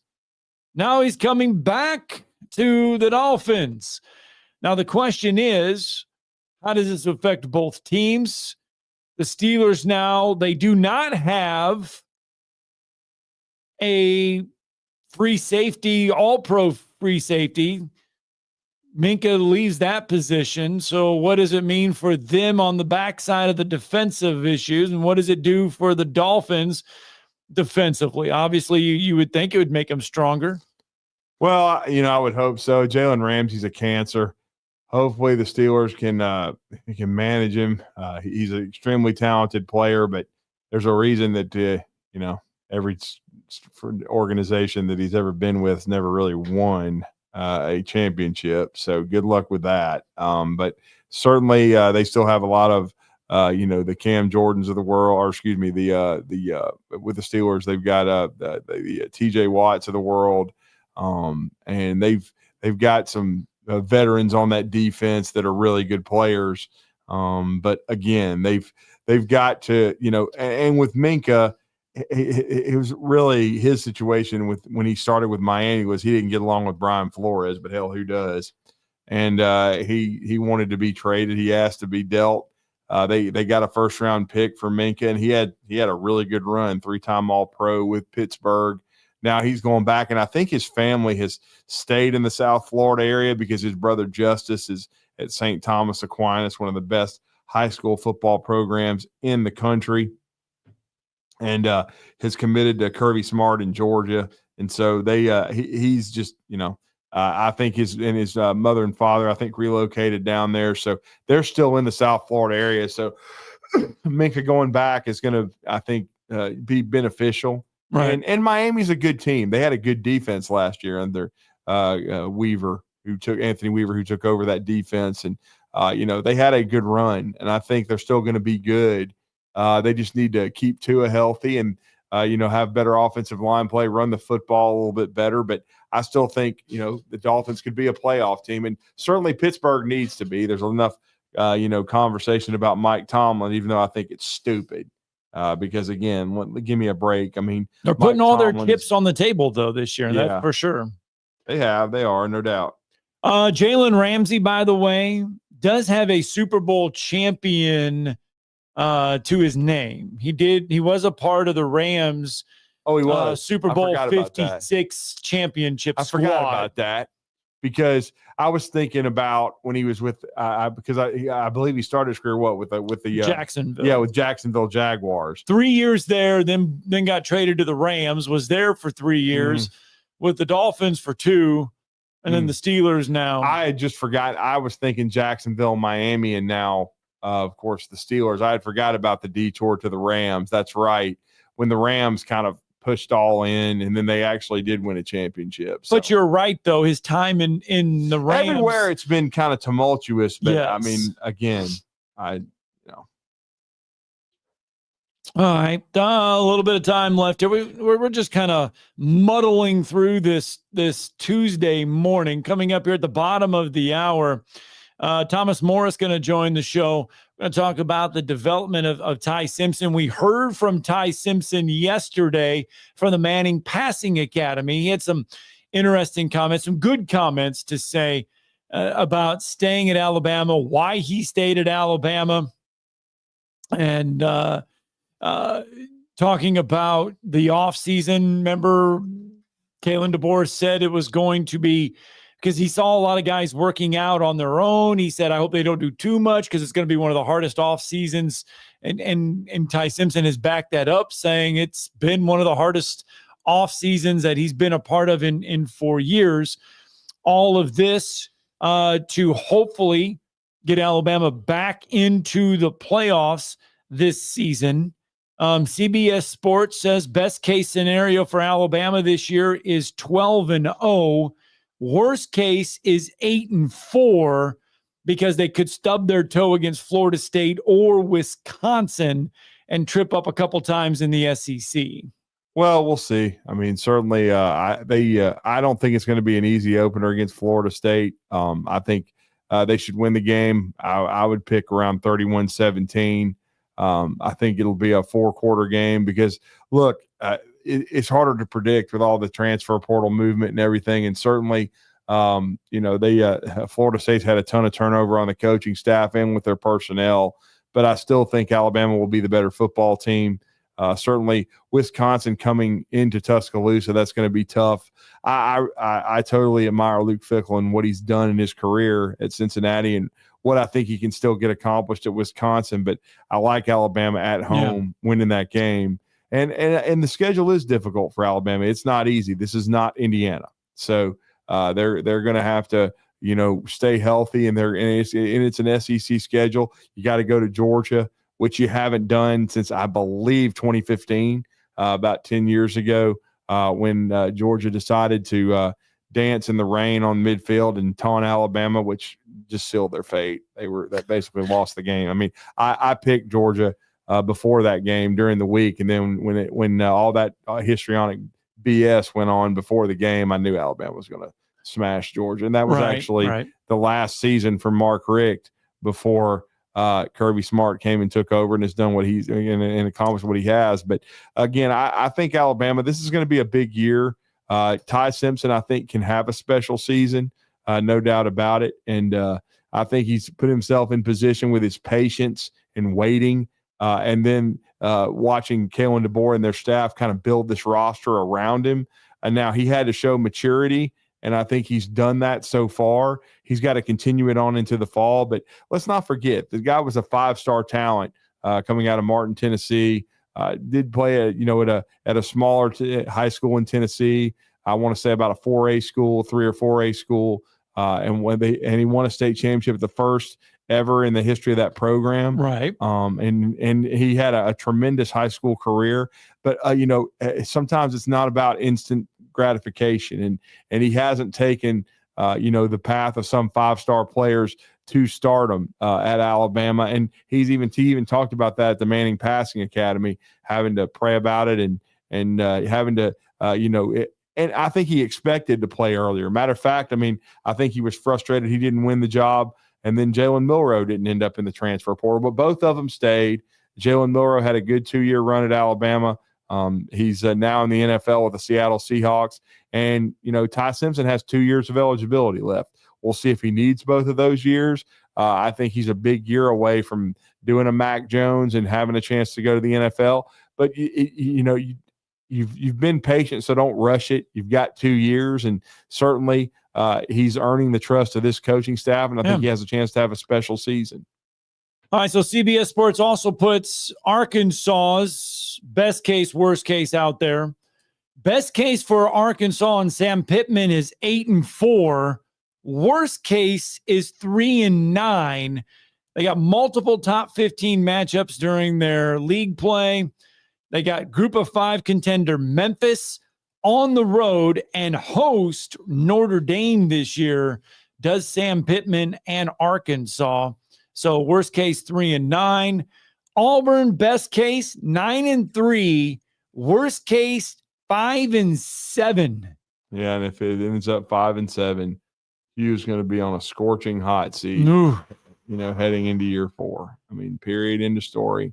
And let me correct myself. I said, Cam Jordan. That's New Orleans Saints. I meant Cam Hayward with the Steelers, Ironhead Hayward's son. Yeah. He's been with them for a long time. But see, the situation with the Steelers is TJ Watt has been skipping, workouts and OTAs.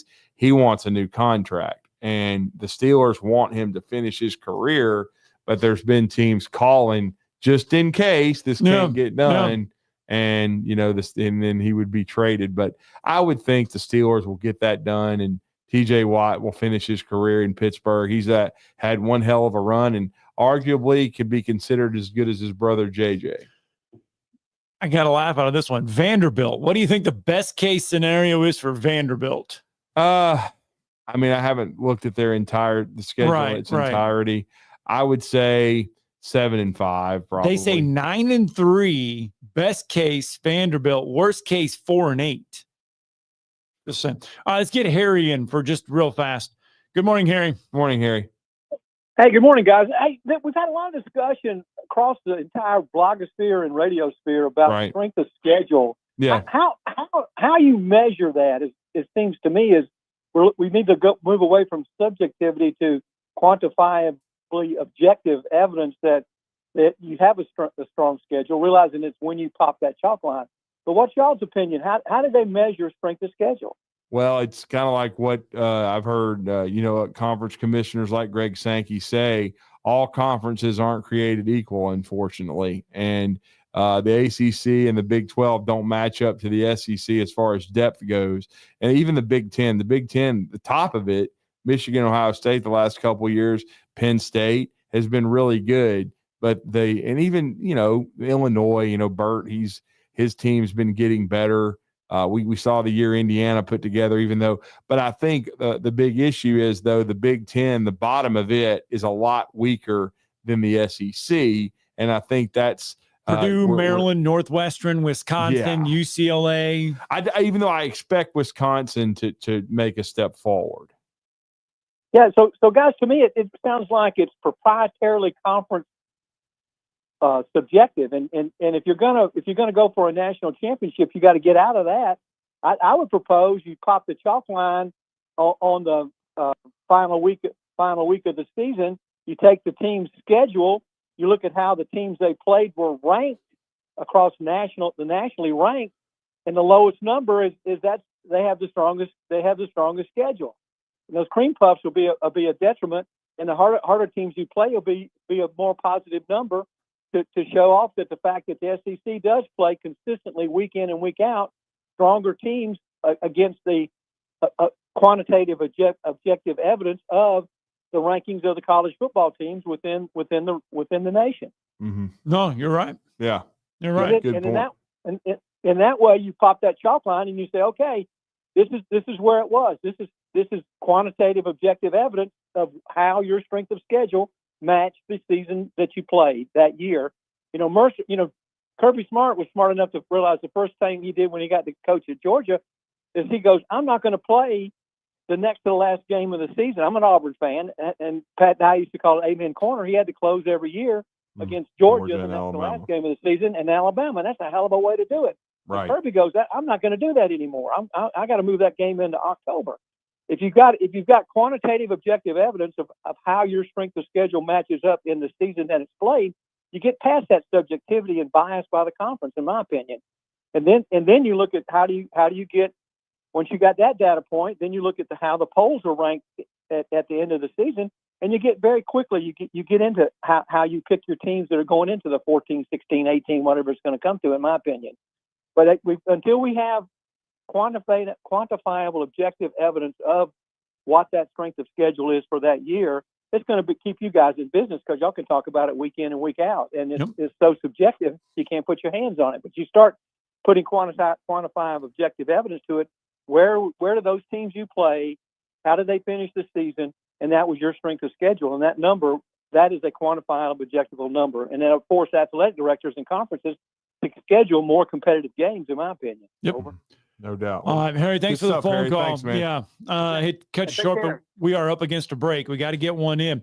Let's bring in our final guest when we return.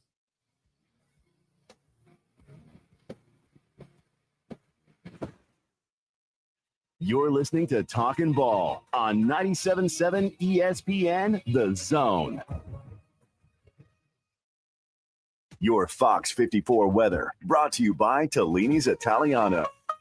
I'm Chief Meteorologist Storton Dressman. Temperatures climb into the mid and upper 80s this afternoon under a partly sunny to mostly cloudy sky. Scattered showers and thunderstorms are going to be in the forecast. Some of that activity could be on the stronger end of the spectrum. Dropping into the upper 60s, lower 70s as we head into the overnight. A mostly to partly sunny sky Wednesday afternoon. Once again, temperatures climbing into the mid and upper 80s. We are going to be dry. Your Fox 54 weather only on 97.7 ESPN, The Zone. Your customers deserve the best, and so do you. You invest in your customers with your heart, soul, and skill. Well, it's time to invest in yourself with the next generation Cat 255 compact track loader from Thompson Tractor. After all, those who give their best deserve the best, and this machine has it all.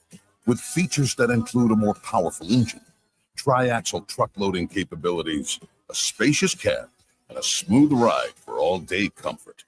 Best of all, now Thompson Tractor is making that investment even better with our workhorse special. Get 0% financing for 36 months on the purchase of a new Cat 255 compact track loader that comes with a 3-year warranty. You also get a 74-inch bucket, and 1,000-hour filter kit. But hurry, this offer is only good through June 30th. Visit ThompsonTractor.com for details.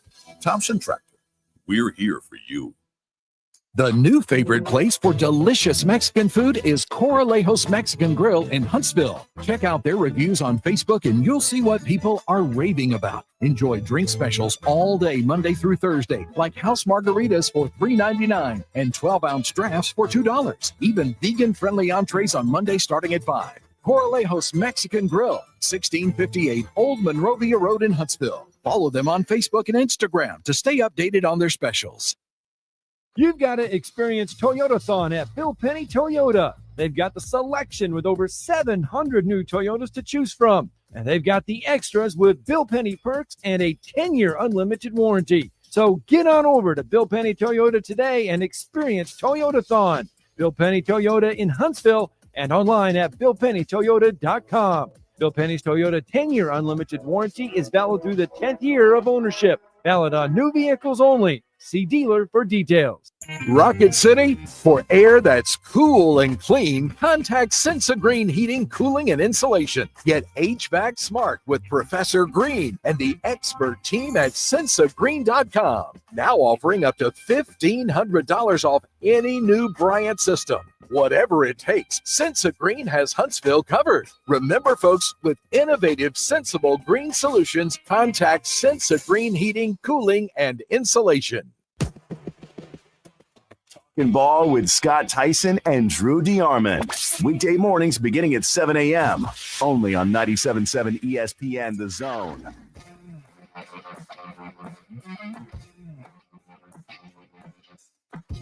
Welcome back. Talking Ball, 97.7 ESPN The Zone. Scott Tyson, Drew DeArmond. Welcome in on a Tuesday morning. And remember, yesterday we caught up with, or we heard from Ty Simpson at the Manning Passing Academy. We heard him talk about the offseason workouts, and he was asked, hey, how hard was it for you to stay at Alabama? How hard was it for you to wait your turn? Because in today's college football landscape, it's easy for these quarterbacks, and quarterbacks are the most profile athletes there on a football team, for them to know you're not going to get to start in year one, and I'm going to transfer. And if I don't get to start in year two, I'm going to transfer again, and I'm going to transfer again because I want to play. I deserve to play. Not that I have earned the right to play. I just feel like I deserve to play. Ty Simpson has done it the right way. Nick Saban's applauded him. He stayed there the course, and he is, for all intents and purposes, the presumed starter for Alabama.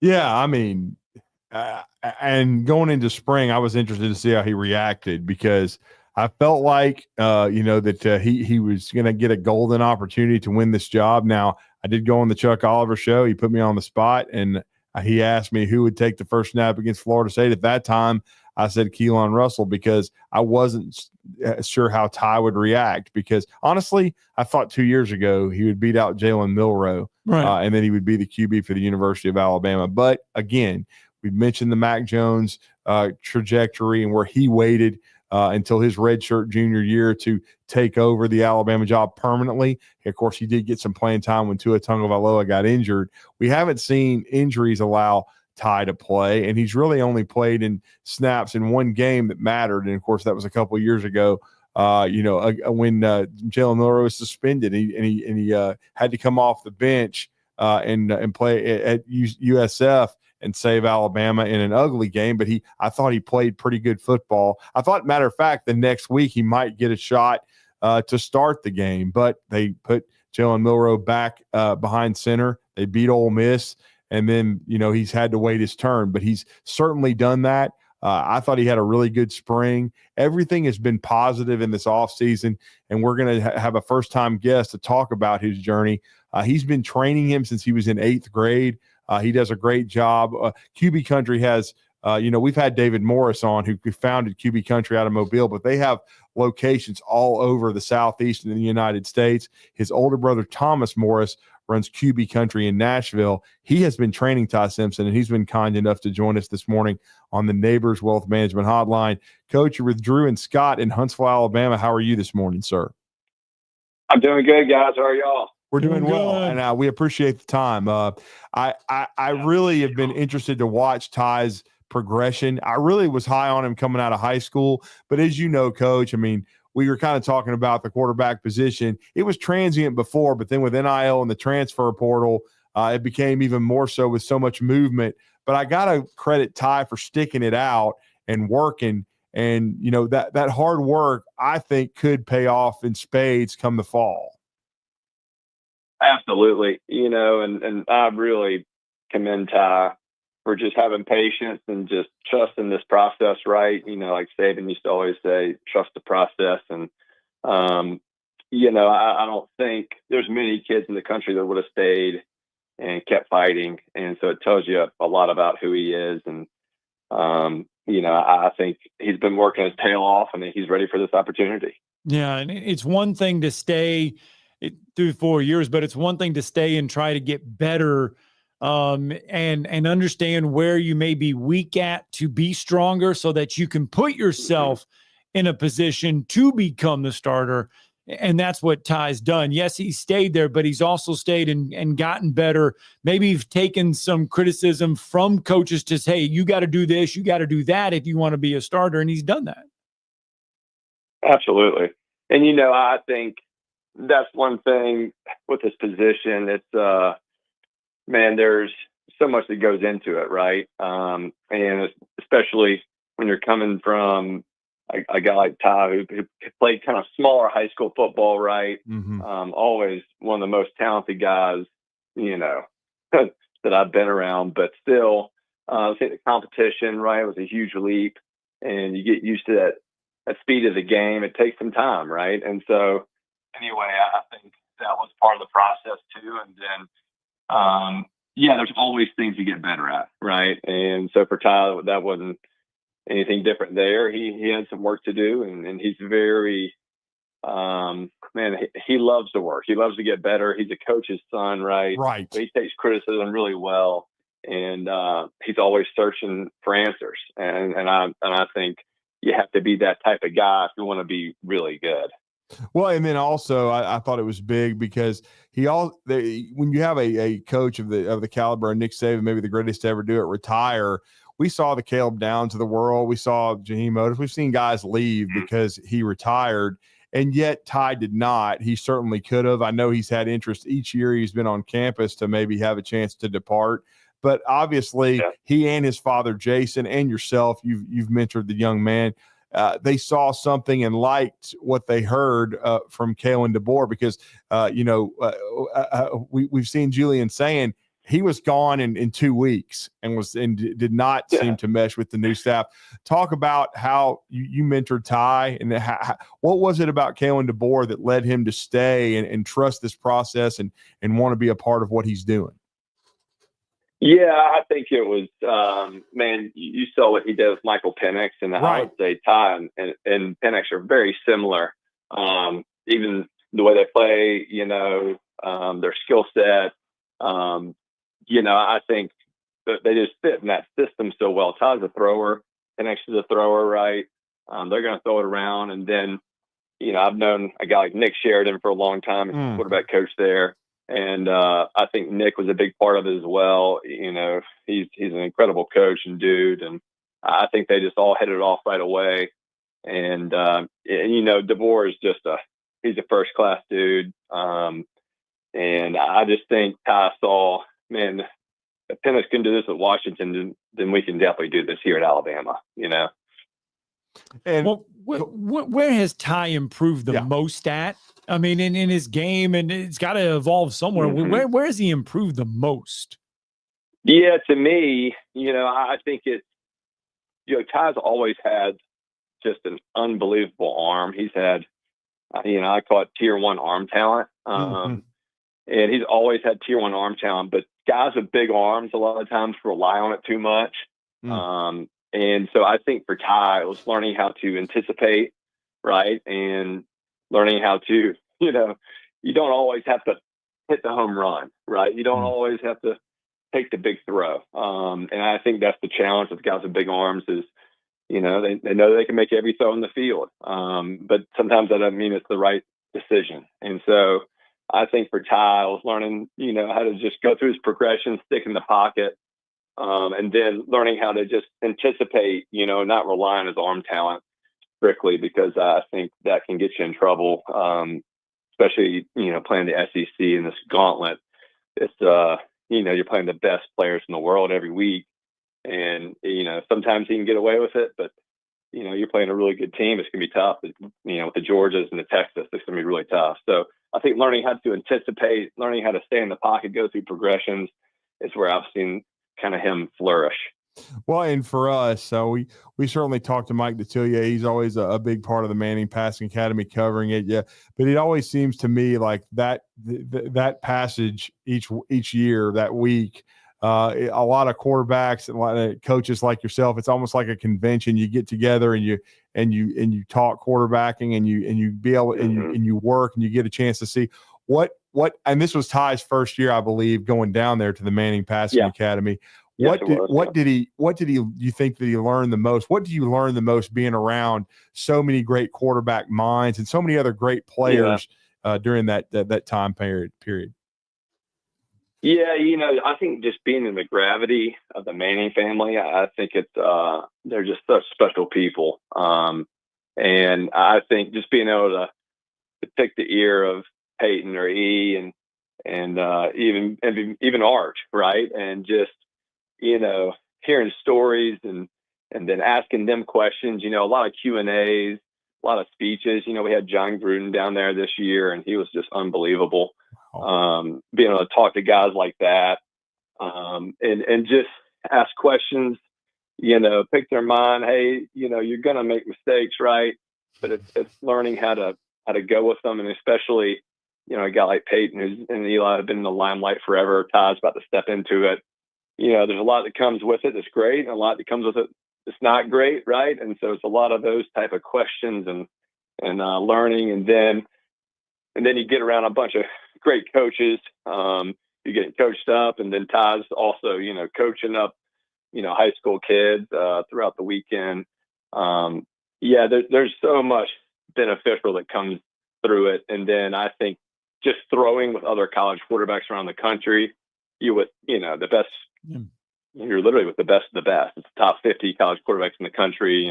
Lenore Sellers, Garrett Nussmeier, John Mateer, right? There's just, and I think Ty walked away with a lot of confidence, saying, "Man, I can throw it as good as anybody here," and I can do this, right? And I think anytime, they're all super competitive guys. So anytime you can get around a group of guys like that, you really see the cream rise to the top, right? And who are the competitors who love to compete and who shines when the light's on. It's always fun to see what teams do in the fall, and Alabama, because of players coming in and going out, things change. Alabama this year, the wide receiver room should be very special. It could be really, really good for Alabama. What do you think? I mean, if you had to draw it up on a board and then envision it from a big picture, what do you think the offense could look like for Alabama this year? I think it could be a really special year. I just think Ty fits this offense so well. I think traditionally DeBoer, he likes to throw it, right? Yeah. And, I think Milroe was obviously the best athlete on the field every time he stepped in the field. But that doesn't necessarily mean he's the best quarterback. And so, to me, I think they weren't able to probably do everything they wanted to do in offense. And with Ty, I think they'll be able to really open it up and get creative, like you said, with this receiving room, with this offensive line, and with Ty's arm talent. I don't think there's going to be anything that can really hold them back from being a great unit and having a hell of a year. Well, and then we're talking to Thomas Morris, QB Country, Nashville. What have I know Scott asked, about you since you started when he was an eighth grader and working with him and helping him improve. But what do you do now going forward? How often do you and Ty work together? What do you counsel him to do? Because of course fall camp hasn't started yet, but it's still a process. You keep working each summer. What is going to happen going forward now, post Manning Passing Academy? Yeah, and so I think I think we're going to try to get together one more time. We usually get together 4 to 5 times a year, right? And kind of get after it in all the different seasons. Obviously he's in Tuscaloosa, I'm in Nashville, so we can't get together as much as we'd like. But I think probably see him one more time before fall camp, and then it's on to the season, right? And I've already seen him a couple of times this year, and he really looks confident, and I just think he knows this is his team, this is his opportunity, right? And it's been fun to be a part of his journey since 8th grade, really seeing him grow and mature into an SEC quarterback. And man, I really do expect him to have a huge year. Well, you guys have done a great job. Of course, we've had your brother David on a few times with him starting QB country, but wow, it's grown so much. I mean, it's become a huge staple of high school and college and even NFL football, because you guys start these relationships in middle school, and many times I know with AJ McCarron, you guys tutored him throughout his process. You guys stay with these guys. This is a relationship that really lasts throughout their career. Absolutely. Yeah, that's kind of what we pride ourselves on. I think it's one thing about sports in general is just the relationships that you build. And that's one thing I've always loved, people, and I've always loved football. And I'm lucky enough to be able to keep, doing this and keep coaching quarterbacks. But the relationship side's really special. I've coached, probably thousands of kids now, and man, it's it's the backups families, it's the starters, it's the SEC quarterbacks, it's the NFL quarterbacks that are all just, I've been blessed to be around some great families, some great people. And Ty Simpson and Jason Simpson and their family are no different. And by the way, they got a stud coming up, Graham Simpson, who's maybe the next 5-star. He's unbelievable. And I think he just got offered by Alabama last week. He did. And so it's fun, man. It really is. It's fun to be a small part of these guys' journey, and I'm grateful for the opportunity that they reached out to me, and we're able to get to work. And like I said, it's just it's been a hell of a process, but it's been really such a fun time being with Ty and his family. It's a blessing for sure. And I'm sure you work with Graham as well. Yes, sir. Yeah. I've been working with Graham for a couple of years, probably the 7th grade with Graham. And he really, man, he had maybe one of the best years that you could have as a freshman high school quarterback starting varsity. I think he literally threw for 4,500 yards, I think 59 touchdowns and 1 pick as a freshman in high school. I mean, literally, I texted Jason. I was like, man, I don't know how you beat this. How do you have a better year on your sophomore year? I think, unfortunately, that's as good as you can get. And so anyway, but I'm really excited for Graham too. He's a special kid. He's a super competitive kid, and just has amazing moxie, and he's just super accurate. And even when I train him and Ty together sometimes, and it's just funny, man. Graham's just talking smack to Ty back and forth, and it's just like he's not scared of anything or anybody. And anyway, it's fun. They're a special group. Well, good. We look forward. Good stuff, Coach. Look forward to speaking with you again down the road, especially maybe with seeing how this season unfolds for Ty, and then of course with Graham and his journey. But continue the good work, and we thank you for taking some time to join us and talk some ball this morning.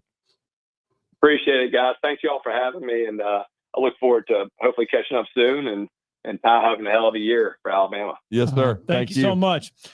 All right, guys. Appreciate y'all. Good stuff there on Ty Simpson. And if you've not been paying attention, the Pac-12 is now officially official. They've got their members, and the Pac-12 themselves put out some graphics yesterday to promote the fact that they are officially official.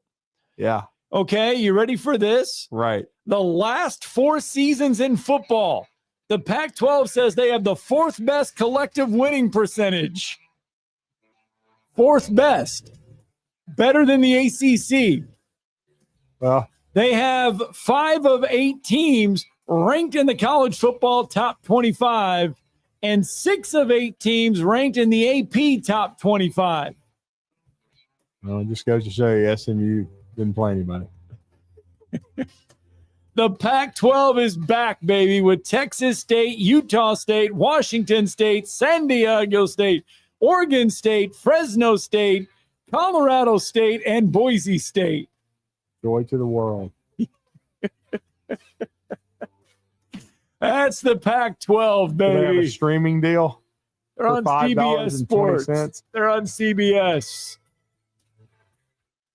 Sure, Valley Equipment Rental takes care of the homeowner and his needs, but how about the pros out there? Well, Valley Equipment has the big stuff as well. The equipment you need to get any job done. I'm talking about the big track hoe excavators from the 30,000-pound mid-size